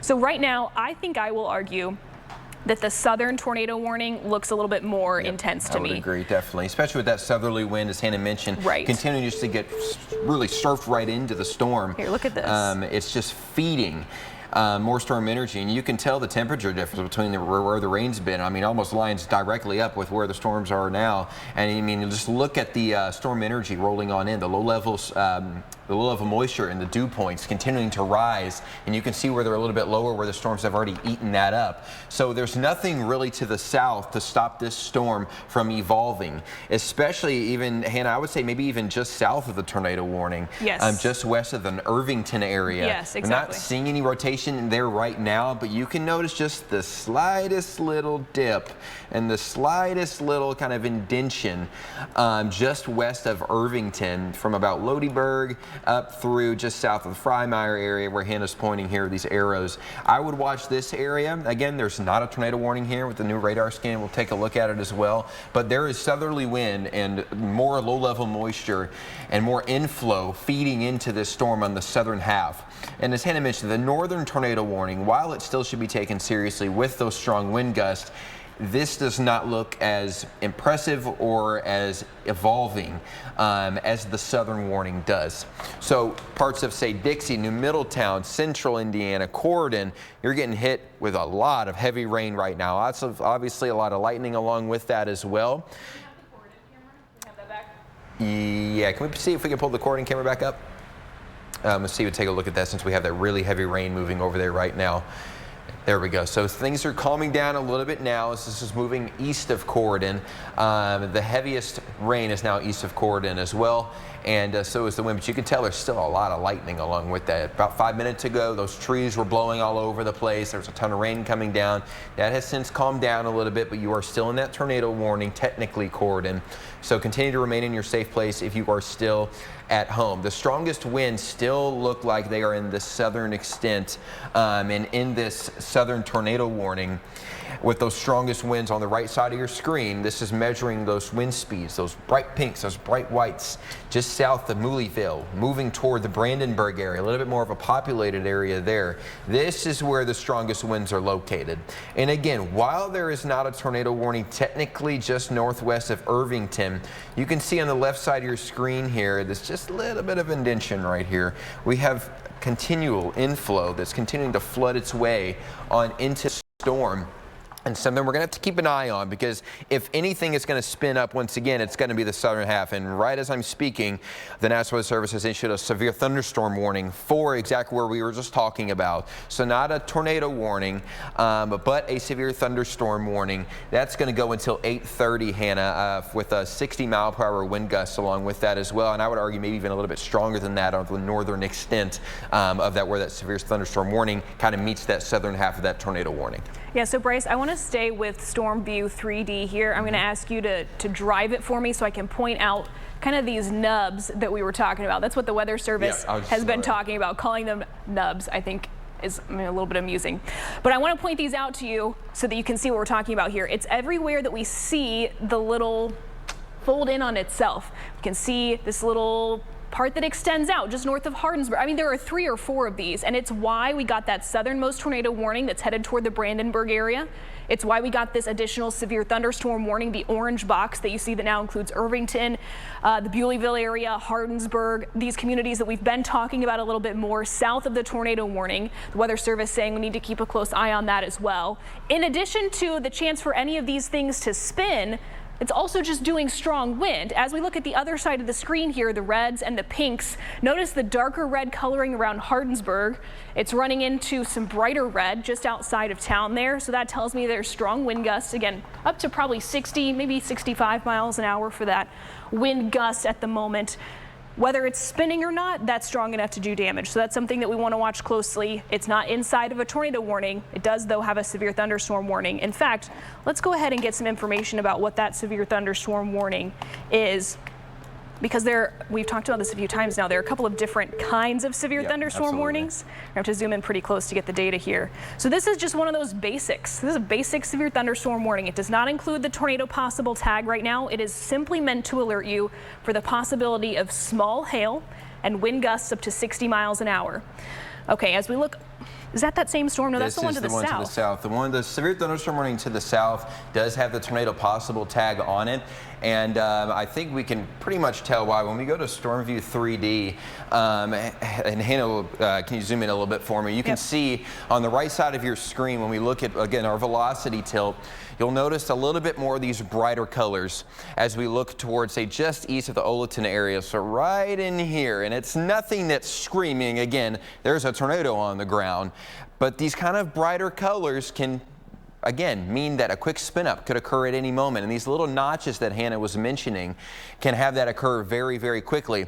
And when you move it back just a little bit, you can see the evolution of this as it continues to push its way on off to the east. This one we're going to have to watch a little bit closely. Once again, the other severe thunderstorm warning to the north doesn't have the tornado possible tag. This one does, and you can tell why. It's that little bit of rotation. There wasn't a lot of it, but just a little bit of it is all it takes to have a quick spin up, which is why we have that tornado possible tag with that severe thunderstorm warning. That is on our far southern half. That is the most southern warning that we have in our area, Hannah. And that's valid for another half hour. So this one is listed in Central Time, as those communities are in Central Time, for parts of Breckenridge, Grayson, Hardin, and Ohio counties. Again, that tornado possible tag, that warning is valid for about another half an hour till 7:45 Central. I want to show you the other active warnings in our area. We've mentioned the severe thunderstorm warning here, the basic one. I have to zoom in pretty close to get you the data on it. 60-mile-per-hour wind gusts are possible. This warning valid until 7:30 Central, so about another 15 minutes for parts of Breckenridge, Hardin, and Meade counties. And then these two active tornado warnings in our area, but we're getting some status updates from the National Weather Service about these. So right now you're looking at the southernmost tornado warning. Are they both going to expire? It looks like they just let both of them go. Yeah, they let both of the tornado warnings expire. And we were kind of talking about that earlier. There wasn't anything that was screaming a lot of tight rotation or showing a lot of tight rotation, but it's still the fact that we have these very strong straight line wind gusts and why we still have these severe thunderstorm warnings out with these tornado possible tags on them. So there's both of those tornado warnings. I just want to stick with this for a minute and make sure that we see what's about to happen, because we've got one radar display here. There you go. Right. Where both of those warnings disappeared. I want to keep now a closer eye on this southernmost storm. This now has my full attention. And Bryce, will you tell us kind of what you're seeing in the evolution of the wind pattern here? Of course. So again, we continue to see the southerly flow being fed in to this storm to our south. A lot of this southern half of this line has nothing stopping because we have that continued southerly flow that continues to push its way into that area. So this southern severe thunderstorm warning. You see on the right side of your screen these little bright notches of colors here or there. It doesn't look as good as it did a few scans ago. So I'm going to rewind it and kind of show you what this looked like and what the evolution of the storm looked like. So when it caught Hannah and I's attention, again, this was about 10-15 minutes ago or so. This is when it was just south of the Narrows area, and you can see these little notches of pink. That's what caught our eye and what warranted that severe thunderstorm warning with that tornado possible tag. But now, as we continue to watch that push its way on off to the east, it does look like that has broadened back out, as Hannah and I kind of mentioned with you earlier, and saw with the earlier storm, that looks like it has broadened out a little bit more. Is it worth watching? Absolutely. Because again, this still has that tornado possible tag on it. And now with the other one to the north, I want to note there are a few more notches of some very strong winds. Yep, just northeast of Ekron, as Hannah was just mentioning, the southern half of Brandenburg, in between Brandenburg and the Ekron area. We're seeing gusts of around 71 knots, Hannah. So I was just about to tell you guys we were gonna wrap this up and hand you back to news, but we're not. Change of plan here. The Weather Service letting us know they're about to issue a new tornado warning for parts of Breckenridge and Meade counties. North. Yeah, exactly where we were just watching. This is. So they're mentioning it's going to be a short warning, probably a small box as well. They're worried. Let's see, what does this say? Yeah, so the break in the line, that's an interesting feature. So what we're watching here, in fact, let me just zoom out and show it to you, because this is a wide feature. This is a long line of storms moving through our area. This stretched all the way through our communities. Right. This is the Weather Service saying within this whole broad storm system, there are these small areas where we get little breaks where it doesn't look quite as intense, and then something surges out. So we're in one of those spots here, and there's that tornado warning. It goes right inside of that warning box, that severe thunderstorm warning that we've been showing you. So here's the new information. This includes parts of Breckenridge and Meade counties. It's going to be valid until 8:45, so a little bit less than half an hour. And this is the Weather Service saying what we were just trying to tell you. There's still some intense wind. There are a couple of non-uniform features. In fact, Bryce, don't change the view that you're looking at there. I want to come over to your view, because there are two things that really jump out to me here. The wind north of Irvington, where you see colors changing from red to pink to orange. That means that the wind there is more intense. Can you put a marker around where that notch is just north of Irvington so we can get a close look at that? Because there's a little bit of, well, let me just draw you a little arrow. That might be more helpful. There's a little bit of an inflow notch north of Irvington where we're also seeing some stronger wind gusts. This is the notch I'm talking about, and Bryce drew a marker. It's right here between Irvington and Guston. And that's not where we're seeing the wind maximize. The strongest wind is farther west. You can see, again, the bright orange that I'm talking about, where I say the strongest wind, right here. Those things don't line up. but we need to watch them because that's supplying energy to a part of the storm that might be trying to spin. Now, Bryce, can you shift us? There's the update. So that strongest wind getting closer to that notch. So I want to keep a really close eye on this section of the storm. Absolutely. And also, okay, there's so much going on in this just one screen image. There's a bunch of little knots, little notches in this storm. There's one that Hannah was just mentioning near the Guston area where you can see these kind of oranges lighting up a lot. Another one over Irvington, and we're going to have to keep an eye on that. And there's another kind of very broad area, very strong winds moving just east of the Ekron area. And again, this is half in, half out of this tornado warning, but it's still including the severe thunderstorm warning. And that's headed right toward Muldra. So now we're looking south of Jefferson County. I want to be cognizant of where the interstate is here too. So the folks who maybe are not as well versed in the geography of this part of the viewing area, this is headed toward I-65 south of Metro Louisville. So I mentioned Muldra because we're about to see some of that more intense wind into your area, and the radar is getting a pretty good look at this based on how close we are to West Point, which is where the radar is based, just outside of there.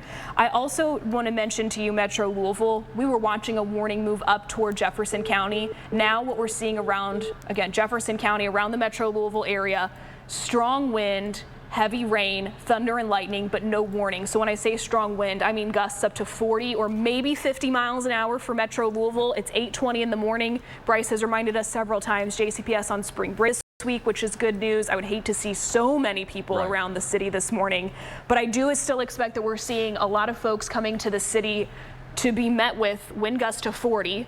Strong wind when you're trying to drive on the interstate. Be careful, that's a two hands on the wheel sort of morning. It's heavy rain. Keep in mind the places that normally accumulate water, where you normally see ponding, they're going to do that this morning. This is too much rain in a short amount of time. It doesn't have anywhere to go. So for Louisville, my main threats are going to be wind gusts that are noticeable but not doing widespread damage. Potentially some flash flooding, though we've not had reports of that yet. The thunder and the lightning you're going to notice. We can just hear some of that at the studio. At this point, I don't see a threat of hail, but we'll keep an eye on that as well. And Henry, I kind of wanted to point this out of how hard it's raining. It's raining at a rain rate of about 2 inches an hour. Now that doesn't mean it's going to rain 2 inches at your home, but that's kind of the rate and how heavy this is coming down. And we kind of recognize this is 51 dBz, which is pretty heavy around the Louisville area. So if you are heading off to work, you can see our downtown camera here. This is pointed toward the west-northwest, which is about as far west as we can turn it before we run into some stairs and things like that on top of the 800 building. I don't want that to be in the way. But this is kind of what you're looking at. If you have to be at work at 9 o'clock and you have a good 25-30 minute drive, then I'd go ahead and leave. I would.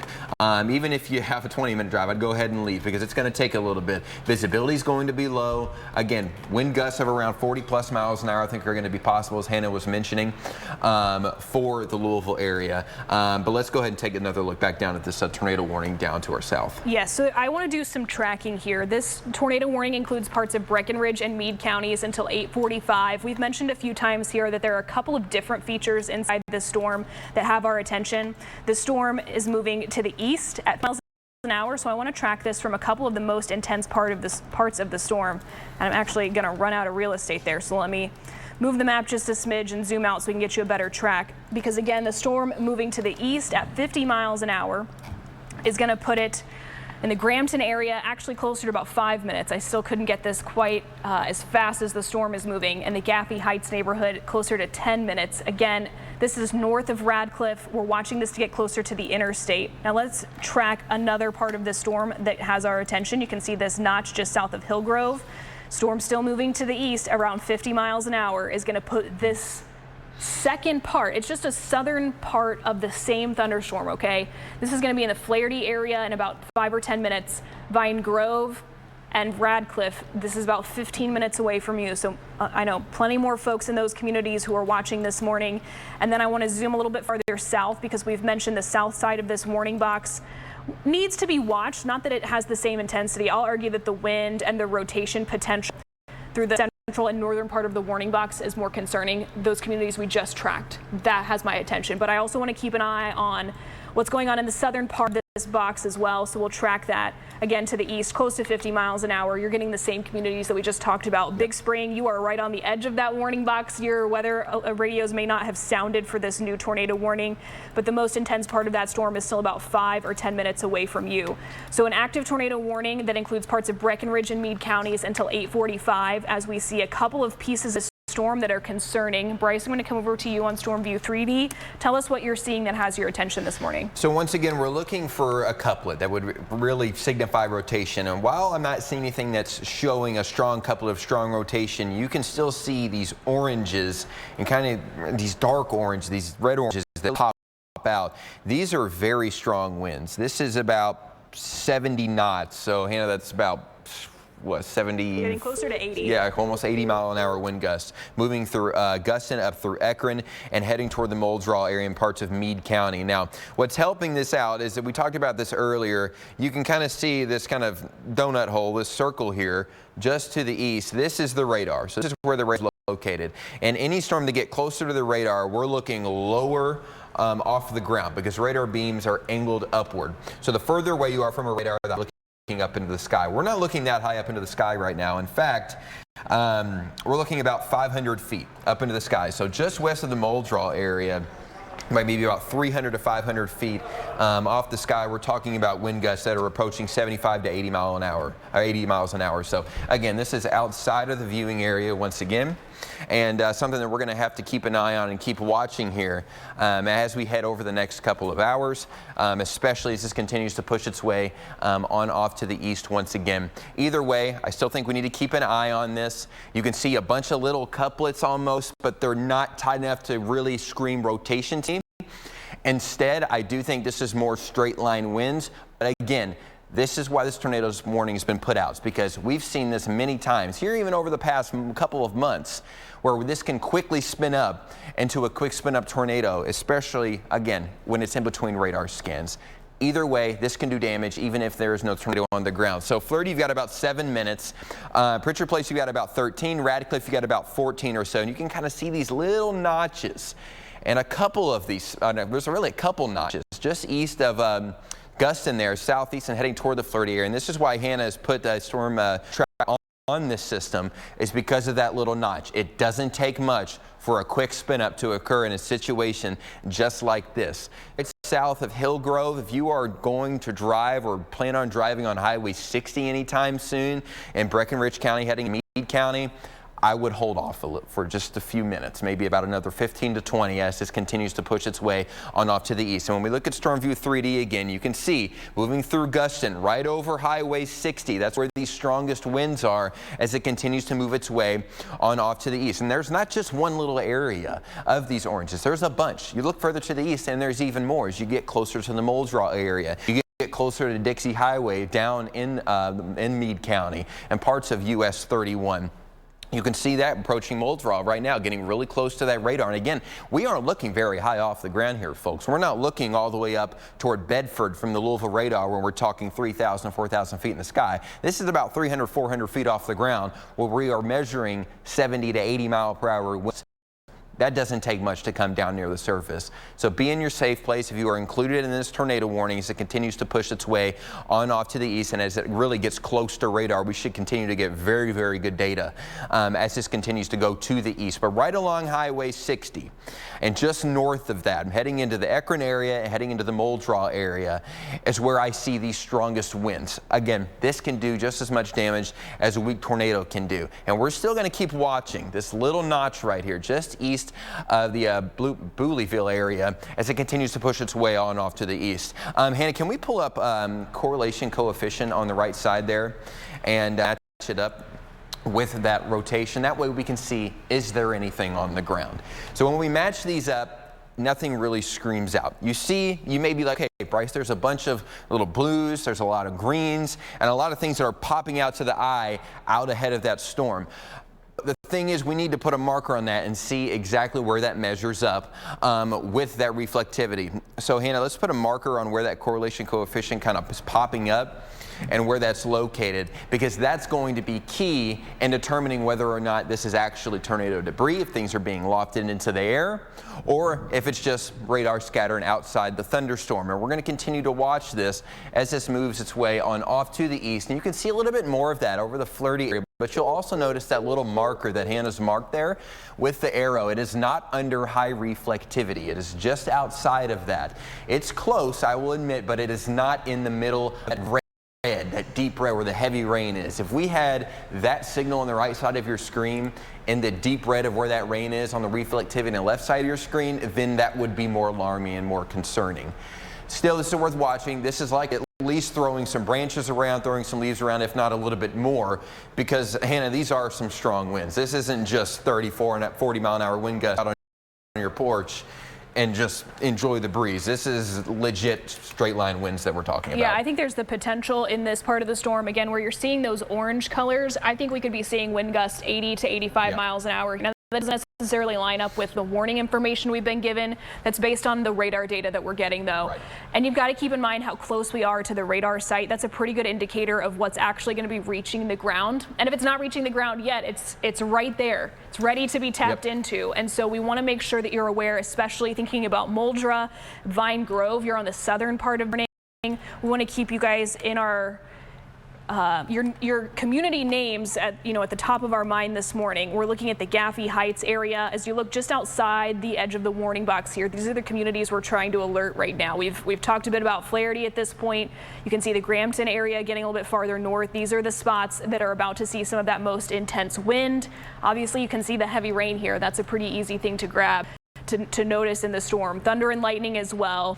So we want to keep a close eye on this particular storm. It just got a new warning, a pretty big warning box. Let me zoom out here and get you the new data. This is going to be a severe thunderstorm warning for parts of Bullitt, Hardin, LaRue, and Nelson counties. The Weather Service alerting for wind gusts up to 60 miles an hour and that tornado possible. So it looks like what they're going to do is allow that tornado warning to run its course till about 8:45. I think it was 8:45 that tornado warning expires. Yes.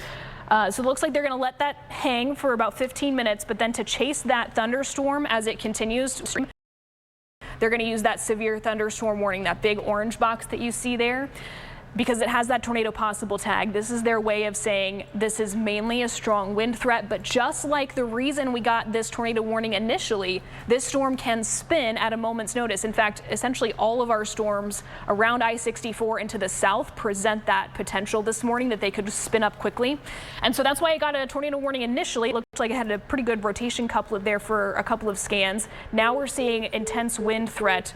The Weather Service, though, warning up to 60 miles an hour for that thunderstorm as it continues to move east and then take on a little bit of a southeasterly track, again with that new severe thunderstorm warning box that you see there. So can't rule out another quick spin up in this storm, but transitioning, I think, to more of a strong wind threat that we want to make sure that you're aware of, because I think there's a decent potential here. I don't know that we're necessarily seeing those wind gusts to 80 that I was just mentioning, but that potential exists. If that storm can tap into a little bit of energy aloft, those gusts could reach the surface and that can do quick damage. We want to make sure you're aware that that potential exists. It doesn't in every thunderstorm. The potential exists. We could see winds of an elite level with this storm. Again, I'm not convinced they're reaching the ground yet. I'm telling you that they're up inside that thunderstorm. You should be aware that that's a possibility. As the storm continues to move east, it's going to cross the interstate, cross I-65 in about maybe 30 minutes. If it still has the same intensity of wind, I'd tell you not to drive the interstate in that moment. I'd say pull over and wait it out, because that's some pretty strong wind inside of this thunderstorm. Right, and you point out to us where we're talking about some of that wind. Yeah, absolutely. So again, on the right side here where those oranges are really eye-popping, just on the west side of Flaherty, it's just moving eastward right into the downtown Flaherty area.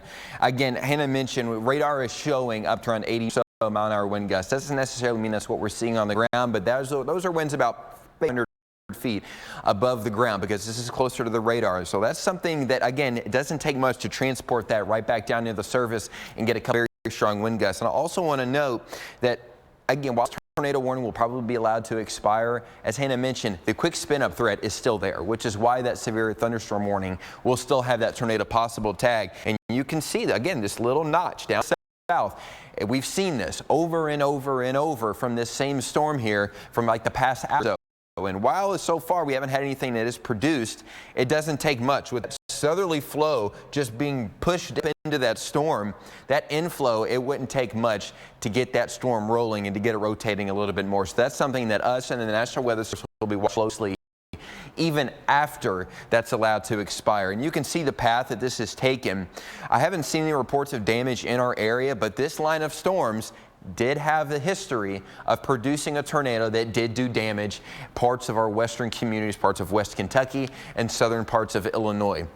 So we're still going to watch it either way. It just continues to be probably allowed to expire as it continues to move out of the warning box. So areas like Radcliffe, for instance, Muldrow, as we mentioned as well. And it's this Dixie Highway 31 North. I believe that's what that is. Moving up through, 31 North, Dixie Highway, whatever you want to call it. Moving up through the Radcliffe area and up through Muldrow. So between Radcliffe and Muldrow, if you have to drive on Dixie Highway between those two locations that I just mentioned, I would hold off for about another 20 minutes or so because it's not worth driving through that, especially when you've got just these little itty bitty notches where it doesn't take much for something to spin up. But either way, even outside of the quick spin up threat, the straight line wind damage threat is still considerable, and it's still something that we're going to have to watch. Still something you should keep in mind if you do head on the road, because as we mentioned earlier, it is 8:34 in the morning on a Tuesday. There are going to be a lot of people heading out to work, even with JCPS on spring break.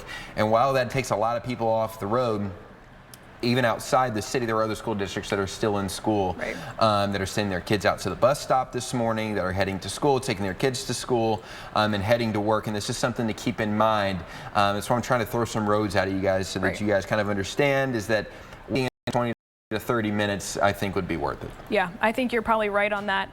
And we take a wide view here to show you kind of the lay of the land, what's going on across our communities. Much of southern Indiana, especially when you get a little bit farther away from the Ohio River, you're dealing with rain, some thunder and lightning. In fact, I want to take away the lightning because it kind of clutters up the data, but just understand there's a lot of energy here. The lightning prolific, especially as we look a little bit farther south.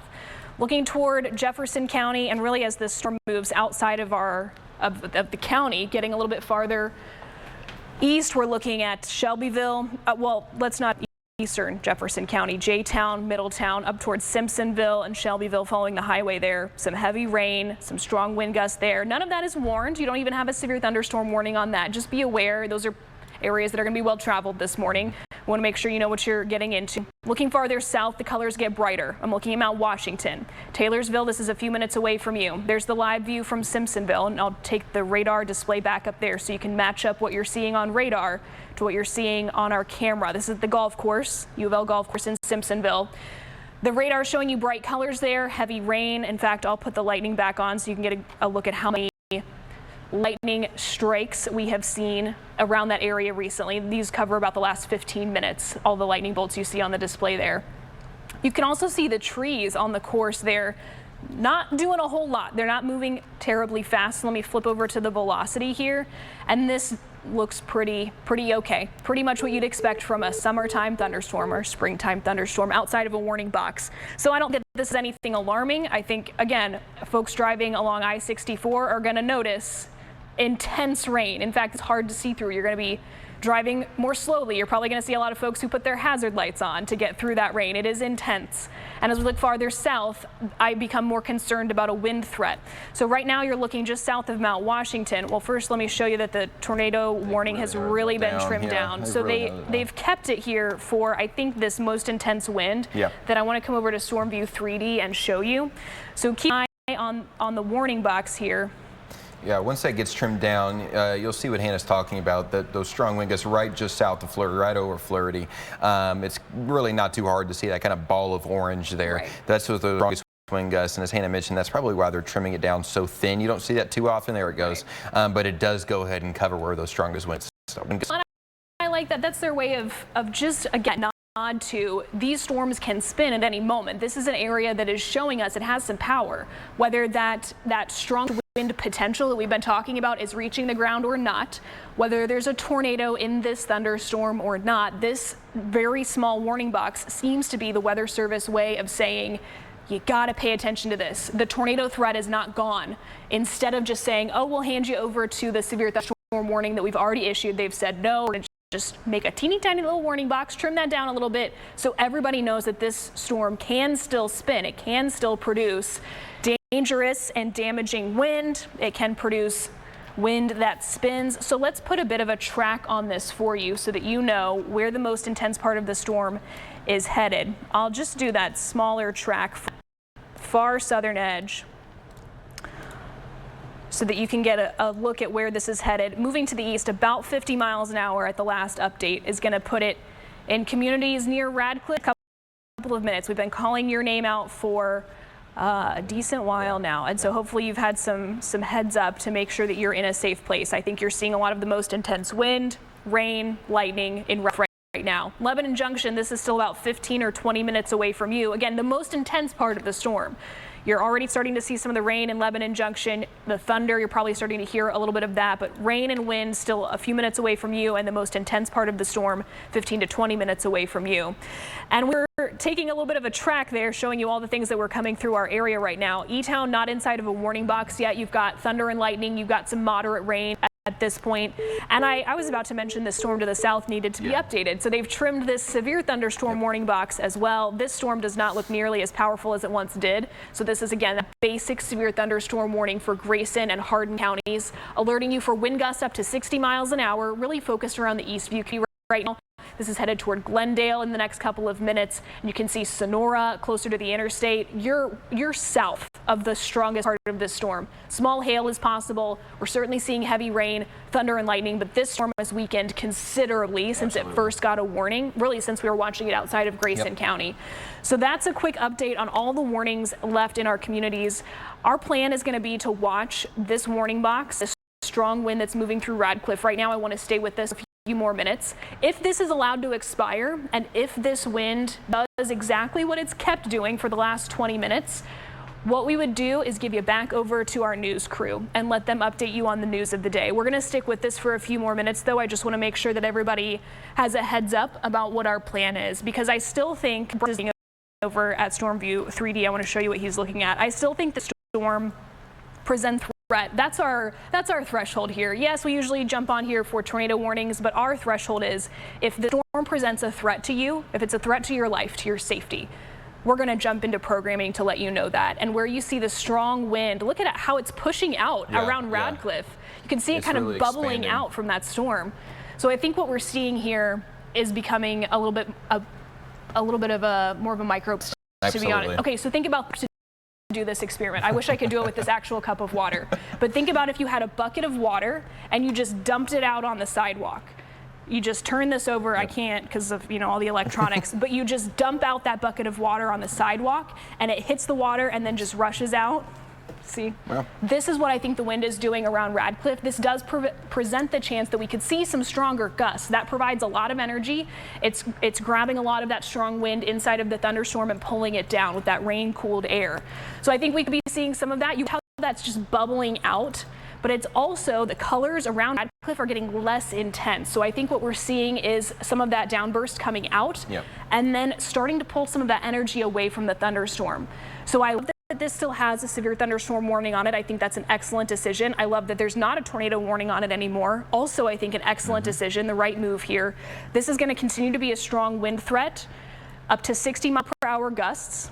And if you look a little bit farther to the west, on the left-hand side of your screen, these storms can spin at a moment's notice. I don't think this is going to be the last time that we have to talk to you, that we need to cut in for potential tornadoes. But Bryce, at this point, I think we give a quick update on where things are, a status update, and turn it back. What do you think? Yeah, I agree, because we are now tornado warning free. The severe thunderstorm warning to our south, as Hannah was mentioning, in northeastern Grayson and southern Hardin, that is going to be allowed to expire.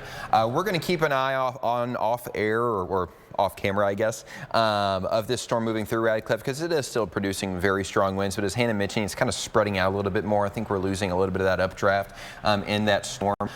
So we're going to keep an eye on that. In terms of the overall aspect, Louisville come to an end soon, and that's true for a lot of us. Now, the next question will be, Hannah, is how is this morning wave going to affect the atmosphere for later on this afternoon, and how much time will the atmosphere have to reconvene itself and regain more storm energy for later this morning into this afternoon? And I think that's key of the timeline here behind this tornado watch that is for our area. It again includes all the high counties. You can ignore the warnings that are still in there. Some of those are. I think that's a new tornado warning. They did just put. I was just about to ask that. I think they just added. Well, disregard all the instructions I just gave to production. They haven't said anything about it yet. I don't see that. Yeah, in our chat service yet. We'll see if. Here it is. Tornado warning for parts of Nelson, Spencer, Washington counties. Let me get you back over to a radar view. It's right here. You can see it on Storm View 3D. It just popped up. So this is a really good catch by the NWS. You can see this little notch right here. And actually, I'm going to walk over to our what we call our L2. We'll call it our big weather screen, whatever you want to call it. Just got an update there too, Bryce. Check out that new scan. Yeah, and you can definitely see the little bit of a notch, first of all, in the velocity tilt. So this couplet that's kind of coming together a little bit now. You can see it even better with base velocity. Those reds and those greens coming right up against each other. This one's a little bit more concerning for rotation because the other ones were a little bit spread out. This one's not. This one's more of a ball, more of a couplet. And as it progresses to the south, you can see that it keeps going as it keeps moving down to the southeast, Hannah. Also a new tornado for parts of Hardin and LaRue counties. So we now have 2 active tornado warnings inside of our communities. Ignore the one that still includes parts of Muldra. That's old. It should be expiring in the next few minutes. So 2 new tornado warnings. Let's go ahead and get you the warning information here so you can see what's going on. This is that brand new one that I just mentioned. Parts of Hardin and LaRue counties. Valid until 9:15. Both of these storms are showing us rotation on radar, which is why they got the warning. This second one you hear is the one that Bryce was just showing you that rotation. Let me get back over. Oh, here it is.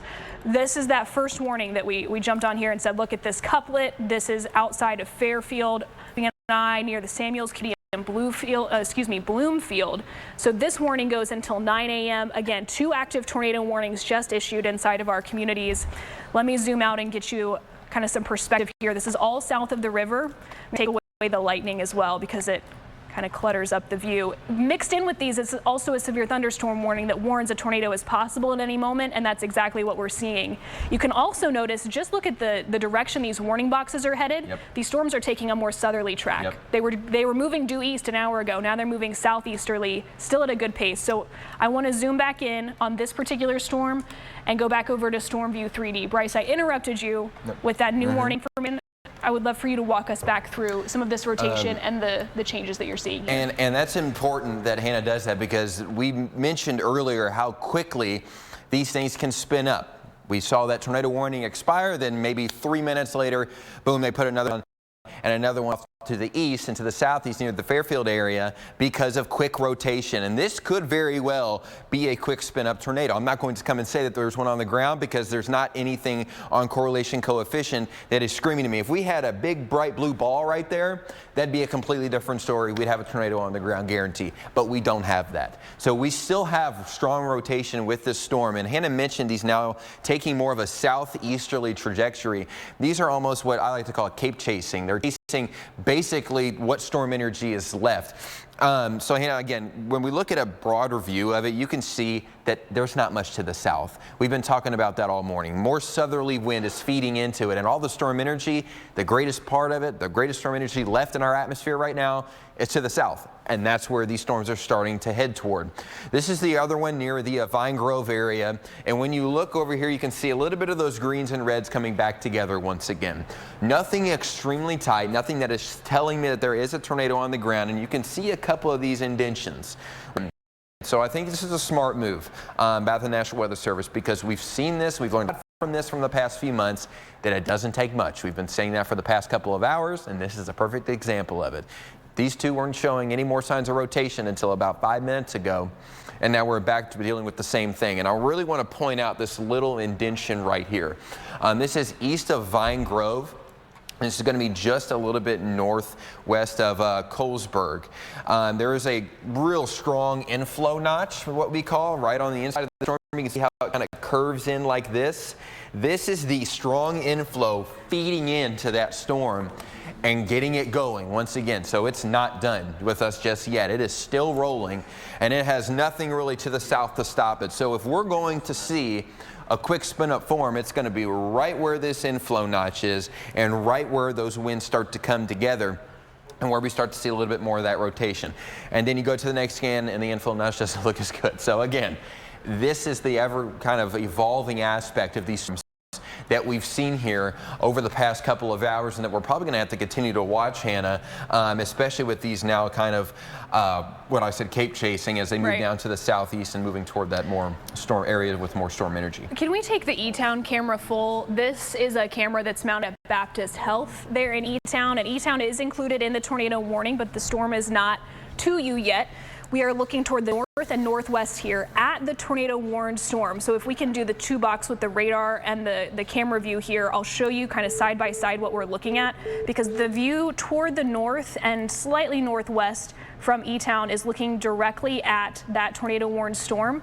I've drawn an arrow to the part of the storm that I think we're seeing here. And I want to point out a couple of things to you in this view. So let's leave up that two box, and I'm going to go over to the green wall here so I can point a couple of things out to you here. So there's a tornado warning that does include E-Town, though the most intense part of the storm is not to you yet. Looking at it though, we have eyeballs on the most intense part of the storm. So again, this is what we were just looking at on the camera, this part of the storm that's moving south out of Longview. Now can we take the E-Town camera so we can see with our eyeballs what that looks like? Because there's a couple of interesting features that we can see on the live camera that are really interesting here. Now, if you look toward kind of the middle of your screen, there's clearly one part of the storm that's lowering. And if I can get on camera with this, I'll point it out to you. We've got the cloud base, that's kind of that line that cuts through the middle part of the screen there. But then there's a lowering below that cloud base where you can see the clouds stretching a little bit closer to the ground. It's not a tornado, it's not a funnel, that's not what I mean. This is a lowering of the cloud base. This is what we want to keep an eye on right here. So this is talking about that lowering here, right through the middle of your screen. This is the cloud base. You can see that line a little bit more defined. Watch how this part lowers outside of the cloud. That's where we want to watch. If this storm is going to drop anything, it would come out right here. So I know that this has your attention. You can see these little kind of fingers extending out from the cloud base here. That's what we get at this point. You know that it's not a tornado or a funnel because it's really jagged. It's just kind of ugly looking. We keep our eye on the smooth parts of the storm that extend out of the cloud base, because a smooth texture tells us that this is spinning. The jagged, rough edges tell us it's not spinning. So we're watching the lowering out of the cloud here. Again, this is that view from the hospital there at Baptist Health, looking up toward the north, slightly northwest, toward a tornado warned storm. This thunderstorm that you're seeing with your eyeballs here has a tornado warning on it. At this point, not seeing a tornado, but if we're going to see one, I expect this is where it's going to drop out from. So we're going to keep a close eye on this off camera, but we want to also make sure that you have a view on the radar of what's going on here, of how this storm is evolving and changing as it's bringing stronger wind to different communities, or as we're seeing parts of the storm spin a little bit. We want to make sure that we're directing you. Okay, so now you can see these kind of side by side. So we're looking close to Longview. That's the view that you have from the camera here. Yeah, we're watching that lowering out of the cloud base. I mean, there are two things happening here. You see kind of that smooth texture that I was just telling you about, but on the left side of your screen, that all kind of falls apart. You know when you pull a cotton ball apart and it just kind of gets piecey and stringy? That's what's happening on the left-hand side of your screen. Not a good place for tornadoes to develop. The right-hand side of your screen, it has my attention a little bit more. That's a good way to put it. Thank you so much. So now I want to take you back over to Storm View 3D. And Bryce, I'm going to let you show us, if you want to go over there, show us where some of that rotation is dropping or is showing up. I don't want to say that it's dropping. I don't know that that's fair yet. But will you show us where some of this rotation is in this thunderstorm, and even talk to us about what E-Town needs to be prepared for? Because got a lot of folks watching from. I want to make sure that they are well alerted for what's headed their direction. Absolutely. Then we have to factor in the fact that it's 8:52 in the morning. So people are getting to work. They're thinking about, do I need to head to work still? If you're in the E-Town area, hold off. Because when you look at the reflectivity on the left side of your screen here, you can once again see this kind of little bit of an inflow notch where the wind is getting pulled into this storm right near the Colesburg area and north of E-Town where we were just looking at. And when you factor in and compare it to the velocity tilt here, you can see those reds and greens matching up. Again, there's not a strong couplet, really tight, that's showing strong rotation, but that doesn't mean the storm is not rotating. And when we pull up correlation coefficient, I'm not really seeing much of anything that's screaming out tornado debris either. You see a lot of blue down here, but that's not going to line up with that high reflectivity. We need to watch this little bubble right here, and Hannah, let's put a little bit of a marker on that and see exactly what that looks like. I'm gonna step off so I can see a little bit. So that one's really close. That one's right in the inflow notch. So we'll keep an eye on that one. It's not directly under the high reflectivity, but it is right in the middle of that inflow notch. Can we get that E-Town camera thrown back up one more time? I'm going to take a look at that and see what that looks like. Okay, so it's a little bit more messy now compared to what it looked like before. All right, we can go back over to radar now. But you have to have high reflectivity under these kind of bright blues that Hannah was pointing at in order to say that there's tornado debris on the ground, which not saying that there is right now. It's close, but it's not directly under that high reflectivity. This little blue ball right here, it's not directly under, say, right here under that red. If it was, I think it'd be a little bit more alarming. It's definitely worth watching, Hannah, to see the next scan. Yes. And see exactly how that develops. If it expands a little bit, if that gets a little bit larger and then goes a little bit under that reflectivity, then we'd be talking something else. And there's the new one. Yeah, nothing here alarming. No, and then there's nothing there alarming. So that's kind of like, you just saw us kind of dive into the analysis of radar and why that's so important, because there can be a lot of kind of false alarms when you look at certain aspects of radar if you don't know what you're looking at. So you have to be really careful in terms of calling out what you're seeing. Rotation doesn't look that tight, still around the E-Town area. Let's take the E-Town camera one more time. Yep. Because you're about to watch this storm move like over the camera as it gets into E-Town, and it's doing some really cool features here, none of which is create a tornado, but you're going to see some pretty strong movement in the clouds from that E-Town camera. Again, that's mounted there in Baptist Health in E-Town, and there's a couple of different layers to the clouds going on there. There's some like curly cues. It's not dropping a tornado. It's not. There's nothing on the ground. I actually don't even think that this is doing any damage. You know, like Bryce said, you were just watching us narrate in real time what we're checking for, what we look for, what we diagnose on the radar display. And you're hearing our thoughts in real time. It looks like that's a new tornado warning. That's going to be leaving. Again, yep. Yeah, that's going to be communities, but it does include, let's see, just the edge of Washington County here. So this is, let's take this away so that you can get a good look. Oh, yes. So this new tornado warning here just includes the edge of Washington County. It looks like parts of Anderson, Mercer, and Woodford counties as well. So this is going to get outside of our coverage area, and we would eventually turn that tornado warning over to the Lexington TV market as it gets into their communities. I'll zoom out here so you can see what I'm talking about. We're on the far eastern edge of our communities here, but that's a new tornado warning. I want to make sure you're aware. And I'll draw on the velocity here. Well, that's a pretty decent couplet outside the Sparrow community. Again, I want to emphasize this is going to be quickly leaving our eastern communities, and so we're not going to spend tons of time on this particular warning, but that's a pretty decent couplet as that moves farther to the east. In fact, flip back over to Storm View 3D. I wonder if there's any debris here, if there's any damage. I mean, that's a pretty it is a decent couplet. Decent couplet. Let me get the storm motion set up correctly on this so we can get a good look inside of the storm. What we're looking at here is that bright red, that rotation couplet there outside the Chaplin area, and now let me put a marker just to make sure it lines up with some reflectivity, and I don't see any reason to suspect that there's damage being done there, which is good. That's I mean, that's a pretty decent rotation couplet. It is a decent couplet. And again, this just goes to show this happened within the last minute, so it doesn't take long for these quick spin-ups to occur. Right. None of these, if one were to actually drop, would be a huge long track tornado more than likely. But this is something that we talked about this morning during the morning show. Last night, Mark talked about it, talked about yesterday morning and during the midday, is that this morning wave did have that brief spin-up threat.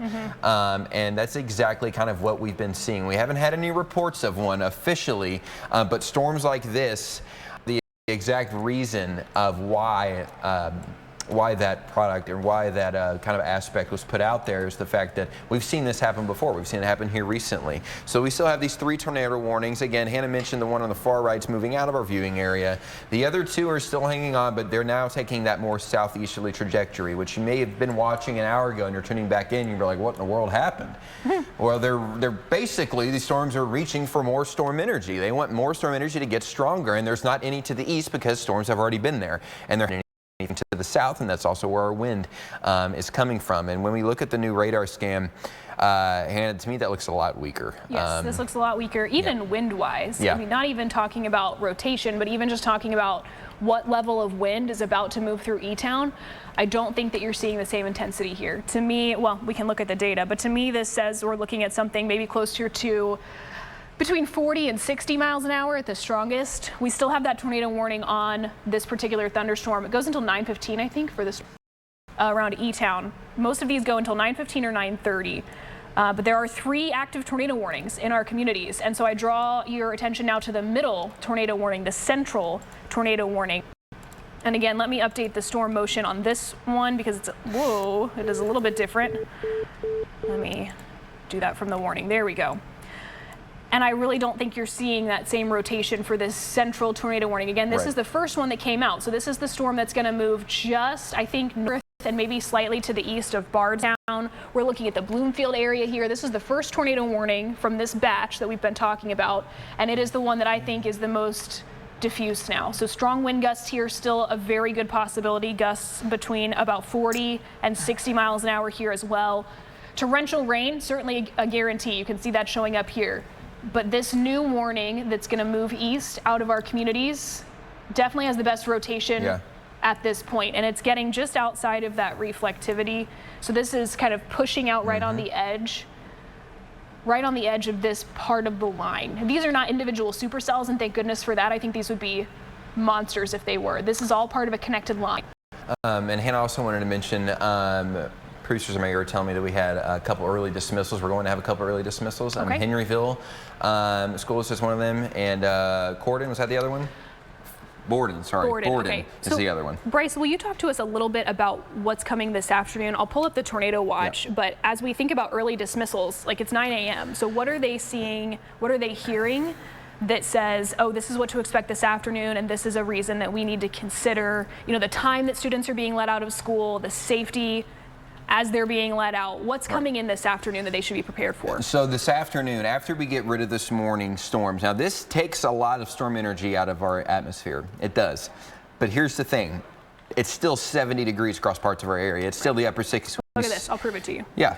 There you go. You got upper 60s to the south. We still have strong southerly wind bringing in more warm air. So while this takes a lot of the storm energy and throws it out, it's being replaced just as quickly as it was lost around our area. So as we get into the afternoon, especially after, well, noon, we start to see more data show that more storms are going to be possible, and that's getting with more storm energy ahead this afternoon, Hannah, because we start to warm up a little bit more. You get a little bit of dry time. God forbid you get a little bit of sunshine, and your storm energy really starts to go through the roof. So this tornado watch is for noon, or till noon, excuse me. I would not be surprised if we had an extension of this further north, and if it was extended later on. It's going to depend on what data is showing later on today. Once these storms get out of our area and data can kind of get a better idea of how much storm energy is left over. But this time of year, you don't need a lot. You need about maybe 1,000 units, or what we call joules per kilogram. Doesn't matter, but about units. Getting a little sciencey on you. Joules per kilogram Kelvin. That's what you woke up to at 9 o'clock this morning. Just to prove that we are scientists. You need maybe 1,000 to get it going this time of year. But this afternoon, Hannah, there's some data that's showing 2,200 plus. So. I don't think storm energy will be a problem this afternoon. It's going to depend on how the atmosphere does react to these morning storms, and if any storms develop ahead of the main cold front and how that affects it. And we are looking at a couple more notches here One of which is just outside of the tornado warning box, it looks like. Yeah, just on the edge. Yeah, just west and northwest of Kirkwood, and another one in the tornado warning box, Hannah, just north of the Willisburg area. Right, so this is that warning that's going to be getting outside of our communities here shortly. So this still includes parts of Washington County. Really just the northernmost edge of Washington County is where we're seeing that rotation. So Willisburg, we're looking at you, really between Willisburg and Kirkwood, right along, oh, that's a state road there. But as we're looking at the Parkway, Martha Collins Parkway, Bluegrass Parkway, that's what we're looking at there. I think that's where we're seeing the most intense wind, rain, and still the chance for these things to spin. So we're going to focus a little bit more on that southern couplet just north of Willisburg, where we're seeing some decent rotation. Zoomed in real close here. This is going to leave Washington County here shortly, and then we would refocus more to the southern storm, because there is a second tornado warning still valid, and this storm is barreling down on E-Town. Let's take the E-Town camera full so we can watch this move through the city. I mean, when we have the chance to look directly at these storms, we're always going to take that chance. Don't be alarmed by the cloud that's hanging down in the view there. It's not a tornado. I was just about to mention, those are what we call scud clouds that Hannah was mentioning, kind of her cotton ball reference. So it was actually very good. I'm going to steal that and use that from now on. Thank you. But you can kind of see those low-hanging clouds. Don't be alarmed. It's not a tornado. In fact, this, even though it is a tornado-warned storm, does continue to look weaker and weaker, scan by scan. Even the winds don't look as strong as they were. There's really no rotation left over. Not to say you're not going to get heavy rain. Obviously, you can still see that. Looks like people are still taking their time out in the E-Town area. So that's a good thing. And as we look around the area, you can see kind of more of these low-hanging clouds. There's nothing that's really screaming out at us. But this is just that storm that you saw on radar there. And if we can do a double box and we can see exactly what I was talking about here, we can pull them up both on the same screen. You can see exactly where we're looking. So you look back down toward E-Town, toward this tornado warm storm. This is what we're looking at on the left side of your screen. This is what it looks like on radar, just to kind of give you a comparison of what it looks like from both of those points of view. It does look like this may actually be allowed to expire at some point. This severe thunderstorm warning continues to push its way on off to the east as well, Hannah. Yeah, so that tornado warning valid until 9:15, so about 10 more minutes. Yep. I expect they're going to let this storm get through E-Town. Looks like there was an update for that Washington County storm. I expect that they're going to let this get through E-Town and then make a decision about how they want to approach the warning beyond that. So the Weather Service has updated this northernmost tornado warning that we've been watching, still including northern Washington County in this. It goes till 9:30. Yeah, so this still goes until 9:30. So this was just more of a status update than anything. This is that warning we're talking about here. So status update here, valid until 9:30 for the northern part of Washington County. There's still some decent rotation on this, I think. Yeah. This is now looking side by side. Yeah. There's a few little notches there. Right, a couple of them along this warning box. Now you got to keep in mind we are getting farther away from the radar. We can take the radar full screen now. You can keep in mind that we're getting farther away from the radar, but that's still a pretty decent, rotation. In fact, two of them, and I'm trying to circle with my cursor here so you can see them clearly. We're going to, again, focus pretty directly on the one in Washington County. Because that's been the stronger one, the longest lived one, and the one inside of our communities. Yeah, and even though we're looking, I think that's about 5,000 feet or so above the ground, because remember, this is far away from radar, and with the radar beams angled upward, we're looking higher up into the sky. But even with this being 5,000 feet up, it still shows that this storm has some sort of rotation with it, which is important. Right. Especially the further you get away from radar, it's kind of the less that you can see. But this is about to leave our area. It is worth watching here for the next few minutes as it's moving through the Willisburg area, because a lot of people down there still do watch us down there. So we're going to keep watching this, and when we flip over to correlation coefficient, again, we're still not seeing anything that's alarming. The colors down here don't line up with the high reflectivity, so that's not a tornado debris signature. But as Hannah mentioned, there are two areas here of rotation that we're going to kind of keep an eye on. And while we are focused more on the one near Willisburg, there's also that one near the Kirkwood area, and you just saw that severe thunderstorm warning get trimmed down a little bit to now only include from Nelsonville down through about the edge of our viewing area to the south. So there's plenty of storms going on all across our communities. We'll zoom out a bit and give you a broader perspective. That storm in Washington County, we were just showing you some rotation. There are a couple of active severe thunderstorm warnings between it and the next tornado warning. So let me show you some warning information here. Depending where you are, you get a good look at what to expect. Got to zoom in pretty close to get that tornado warning off the map. So we've got a current severe thunderstorm warning with that tornado possible tag for parts of LaRue and Nelson County. That's kind of a newer warning that we've not had a chance to talk to you much about. Strong wind moving through Bardstown right now. Let's take the Bardstown camera when we can, because I think we're going to see some strong wind moving through the Bardstown area if we can see much through the heavy rain, because there's also incredibly heavy rain in those communities. That's what you see on the bright colors there. The colors on reflectivity, they really are only meant to tell you about the wind strength. Excuse me. I was trying to look at wind. They're only meant to tell you about the rain intensity. That's why we look at different products. It's essentially like putting a different filter on the radar so that we can get a better look at what the wind is doing inside of the storm. So you're taking a live look here at Bardstown. The flags in the foreground plus the trees give you a really good indicator of what the wind is doing. Doesn't look like a whole lot at this moment, which is excellent news. We've got heavy rain though, and a lot of that rain leaving spots on the camera there. Now this is one of our higher quality cameras, and so as the rain gets more intense, you'll notice that. You can see the individual raindrops that fall. So I think what we're seeing in Bardstown, you saw a flash of lightning a few moments ago. Coming along with that heavy rain, we've got thunder and lightning. We're going to see the wind pick up here shortly. You're taking a look now at the radar paired with the camera view, so you can see what this kind of radar display looks like in real life. And as we flip over to velocity, get an idea of what the wind is doing. Doesn't look like a whole lot that's concerning, but this warning box is really issued for that potential for a tornado. So I'll add that warning information back on the screen here. It's not a tornado warning, that's the one to the south. This is the warning for Bardstown and surrounding communities. We're looking at the Bellwood area, and this is headed toward Balltown. This is moving toward the southeast, so it's for parts of LaRue and Nelson County. 60-mile-per-hour wind gusts possible. But the main reason I think this was issued was for that tornado possible tag, meaning, like we've seen all morning, these storms can spin quickly. And we do still have this valid tornado warning. Yeah, go ahead. That is actually going to be allowed to expire. So that should pop off there or get off there of the screen soon. It expires technically 9/15. I think they're going to go ahead and let that go. It says will expire 9/15. So yeah, they're going to let that one expire. But as Hannah mentioned, they did add that tornado possible tag onto that severe thunderstorm warning around the Bardstown area, simply because this again has had a history of doing some kind of quirky things, spinning up a little bit, not technically dropping a tornado, but definitely the likelihood of it being there is still a possibility. So it's something we're going to have to keep an eye on. And Hannah's still looking at this storm and this tornado warning down to our southeast with these multiple areas of locations, Hannah. Right, so this is still for northern Washington County.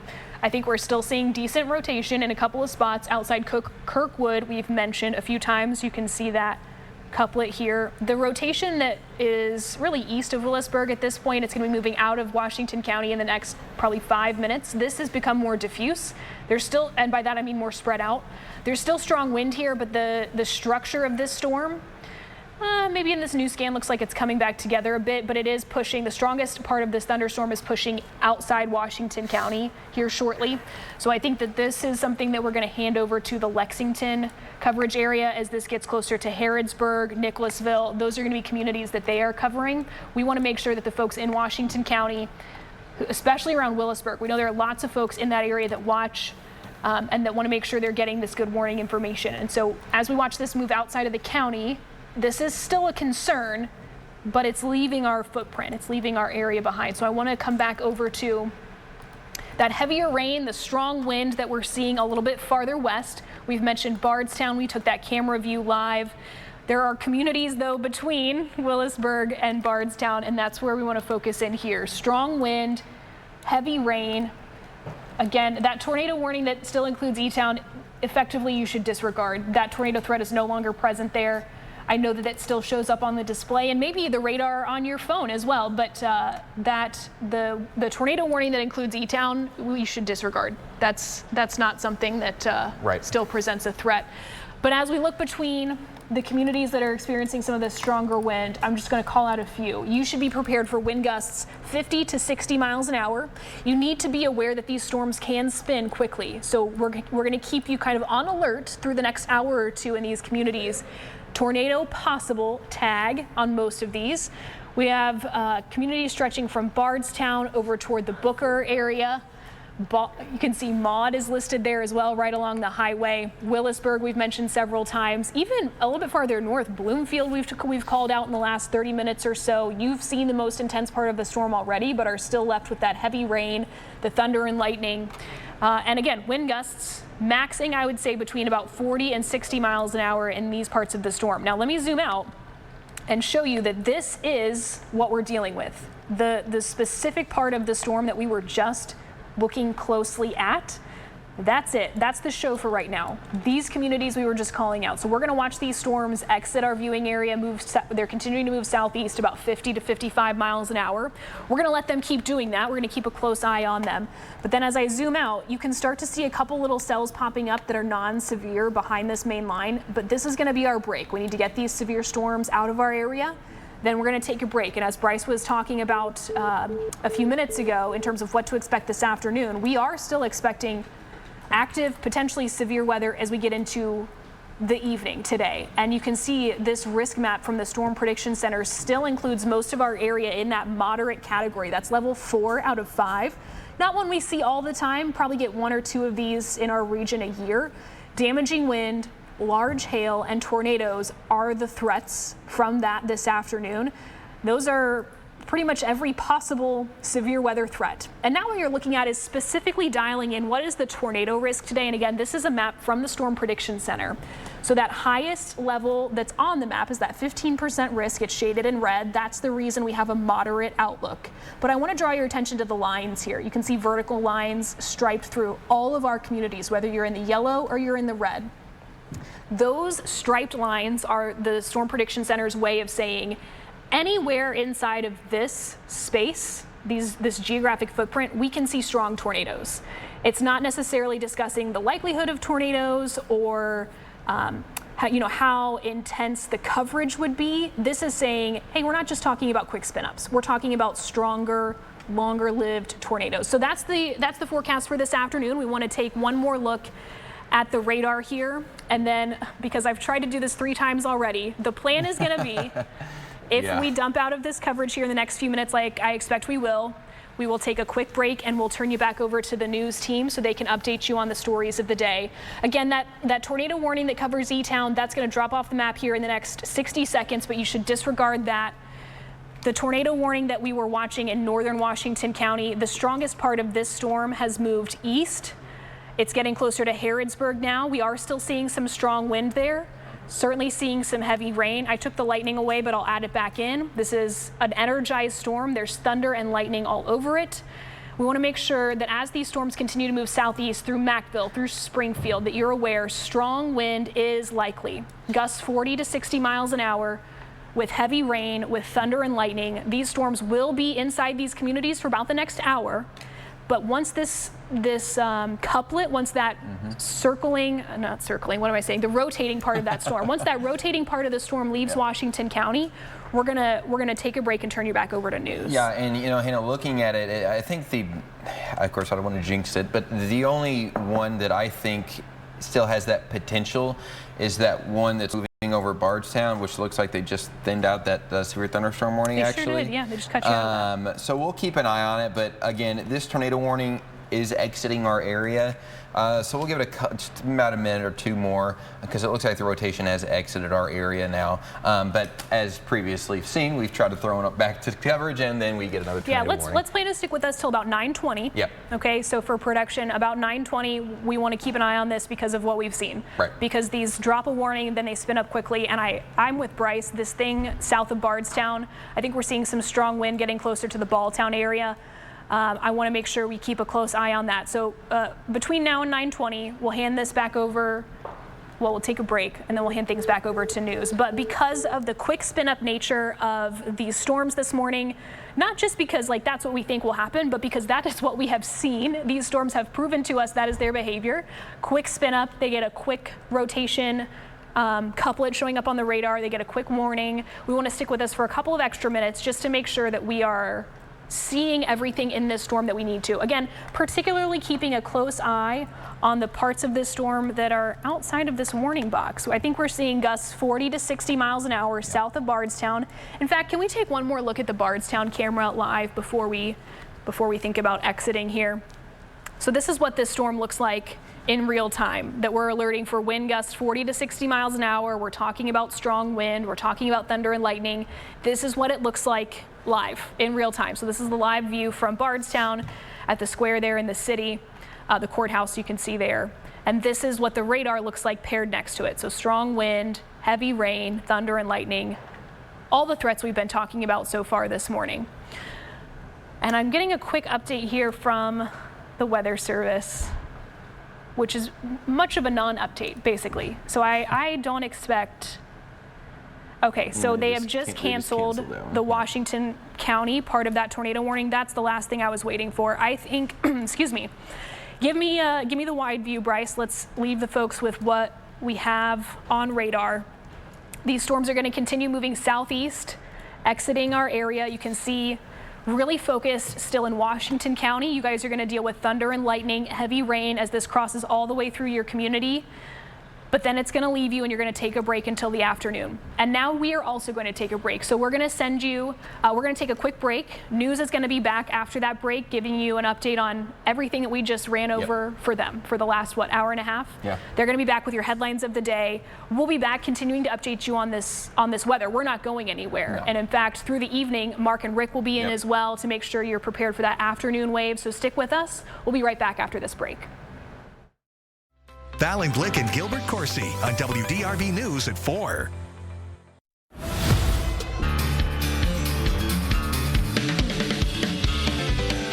Dark clouds in the sky and rain falling in Bardstown, Kentucky. Welcome back to our show. Meteorologist Bryce Jones, Hannah Strong just ended their wall-to-wall coverage about 15 minutes ago. Fine work, by the way. You were on it minute by minute. We are working to get some more information on any possible damage out in our viewing area and any power outages in southern Indiana as well. Yeah, some schools are dismissing early as well. Borden, Henryville schools and Scott County District 2, they both announced that they're going to have early dismissals today. And we're expected to get even more of those announcements later today. So in order to stay on top of that, head to our website, WDRB.com. That's where you can get all of the latest updates. Of course, we're going to be staying on top of it as well to keep you updated. Right. Bryce and Hannah are still tracking severe intense storms in Kentuckiana. This round might be headed out of our area, but as we mentioned, more storms are expected, Bryce. Yeah, exactly. You know, the storms that just moved through took a lot of storm energy out of the atmosphere, but the fact is we have strong south winds still, so we're still bringing in more low-level moisture. We're still bringing in more temperatures, which means we are still increasing our storm energy, so it's not going to take too long for the atmosphere to reconvene itself. So this is what radar looks like right now. All the severe warnings, any warnings at all, are now out of our viewing area except for one severe thunderstorm warning down to our south. So you can see a lot of lightning with it. This will probably be allowed to expire here soon. This is including the Willisburg area and moving through the southern parts of Washington County. It'll be out of our area here pretty soon. But again, we're not done just yet. We still have some showers in southern Indiana, maybe just over to the west of Deputy, right along I-65, and up near the river between Charleston and Bedford, Kentucky. But I want you to look down to the southwest. You see what's coming out of Memphis. You see these bunches of huge storms that are still forming and still popping up. You can see lightning really start to increase there just north of Interstate 40 in West Tennessee. All of this is still heading in our direction, and we have time to dry off a little bit and for the atmosphere to reconvene itself. So the big question is, how is the atmosphere going to react now that these storms are out of here? Data still shows a good amount of storms in our area this afternoon, especially as we get past about maybe even 11 o'clock in the morning through noon and then all the way until about 7 or 8 o'clock tonight. That's going to be that large time frame because we still have to wait on that cold front to get here. Some more strong storms, especially after 12 o'clock, and then the final line with that cold front arrives, which could also bring a few strong storms to the area between about 5 and 9 o'clock this evening. And by the time we get to around 9 o'clock, I do think our entire area, if not 90% of our area, will be severe free and rain free. Still, we're talking impacts more this afternoon. We already saw some of this morning. Wind gusts over 70 miles an hour. We didn't really see too much hail this morning, but we had multiple tornado warnings, and all these are going to be on the table once again for this afternoon, especially as we get toward peak heating of the day. All right, now to some of From Seymour, Indiana, that's this coming Monday, April 8th. You can watch it here on air, WDRB.com, as well as WDRB+. WDRB weather, sponsored by Bryant Heating and Cooling.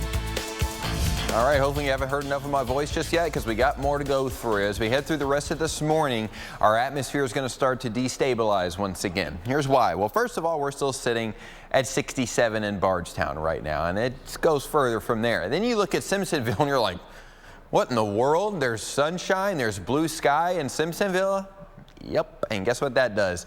it increases our instability in our atmosphere very quickly, and it's going to do that just in time for more storms later on. So we had some severe storms move through. Obviously, we have multiple tornado warnings around our area. Getting a couple pictures of some damage here or there, especially down near Washington County. But we're still inside what's called this warm sector, this warm stationary front and this cold front. And since we're stuck in between it, we continue to have south wind, increases our temperatures, increases our moisture, and feeds into more storms. As of the last about 30 seconds or so, that severe thunderstorm warning has expired and has moved east out of our viewing area now, and as well to our west. Nothing a whole lot going on. But you look down to the south, and then you see more things going on, right? Storm coming out of Memphis, Tennessee right now. Severe thunderstorm warning. More storms with a lot of lightning. West Tennessee, that's heading in our direction. So how are we going to destabilize when we just saw storms move in our area? Look at the south wind. Look at dew points to our south. Dew points 55 in Louisville. Needs to be a little higher for storms to reform again. But look in Nashville. It's at 63. Little Rock, 66. We're not done just yet. We have a tornado watch still out for our area until noon today. And it wouldn't surprise me if we did see that expanded a little bit north, in my opinion at least, and expanded a little bit longer into this afternoon. So let's talk about why. So there goes the morning storms. And then you see what temperatures do. They return right back to the 70s here in just a couple of hours or so. And as that happens, more storms come out of the south, and then you start to see sporadic, strong storms around our area that can go severe pretty easily. And then they really start to ramp up. Peak heating of the day, highest energy, down to the south where you have, again, the highest storm energy, yes, but also the highest temperatures. Strong storms move through. Here comes the final line behind it. And this strength of this line right here will depend on how many storms are out in front of it. Usually when that happens, it will take out a lot of that energy, but there's still some data, and you can see it right there. It still shows some of those strong storms along that cold front all the way through about 8 o'clock tonight. So we are not done just yet. We have more storms on the way before temperatures start to fall into the 40s, and we are still under a moderate risk for today. That's a level 4 out of 5. Hannah and I were talking about it earlier. We'll get a couple of these a year. That's about it. Damaging winds, large hail, and tornadoes, some of which could be strong, are all on the table. 15% is what we're included in right here, following that moderate risk for tornado to occur within about 25 miles of a given point. And you see the hatched area where these little lines are going up and down. Everywhere in that hatched area, it's a 10% chance of a strong tornado moving through, which means EF2 or stronger. I'm not saying that's going to happen, but I'm telling you that the atmosphere is juiced up and it's ready, and it could happen for this afternoon. So have multiple ways to get warnings just in case.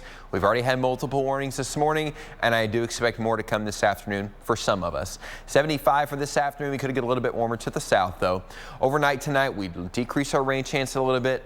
But look at the temperatures by tomorrow morning. Yeah, we drop down to the low 40s, and guess what?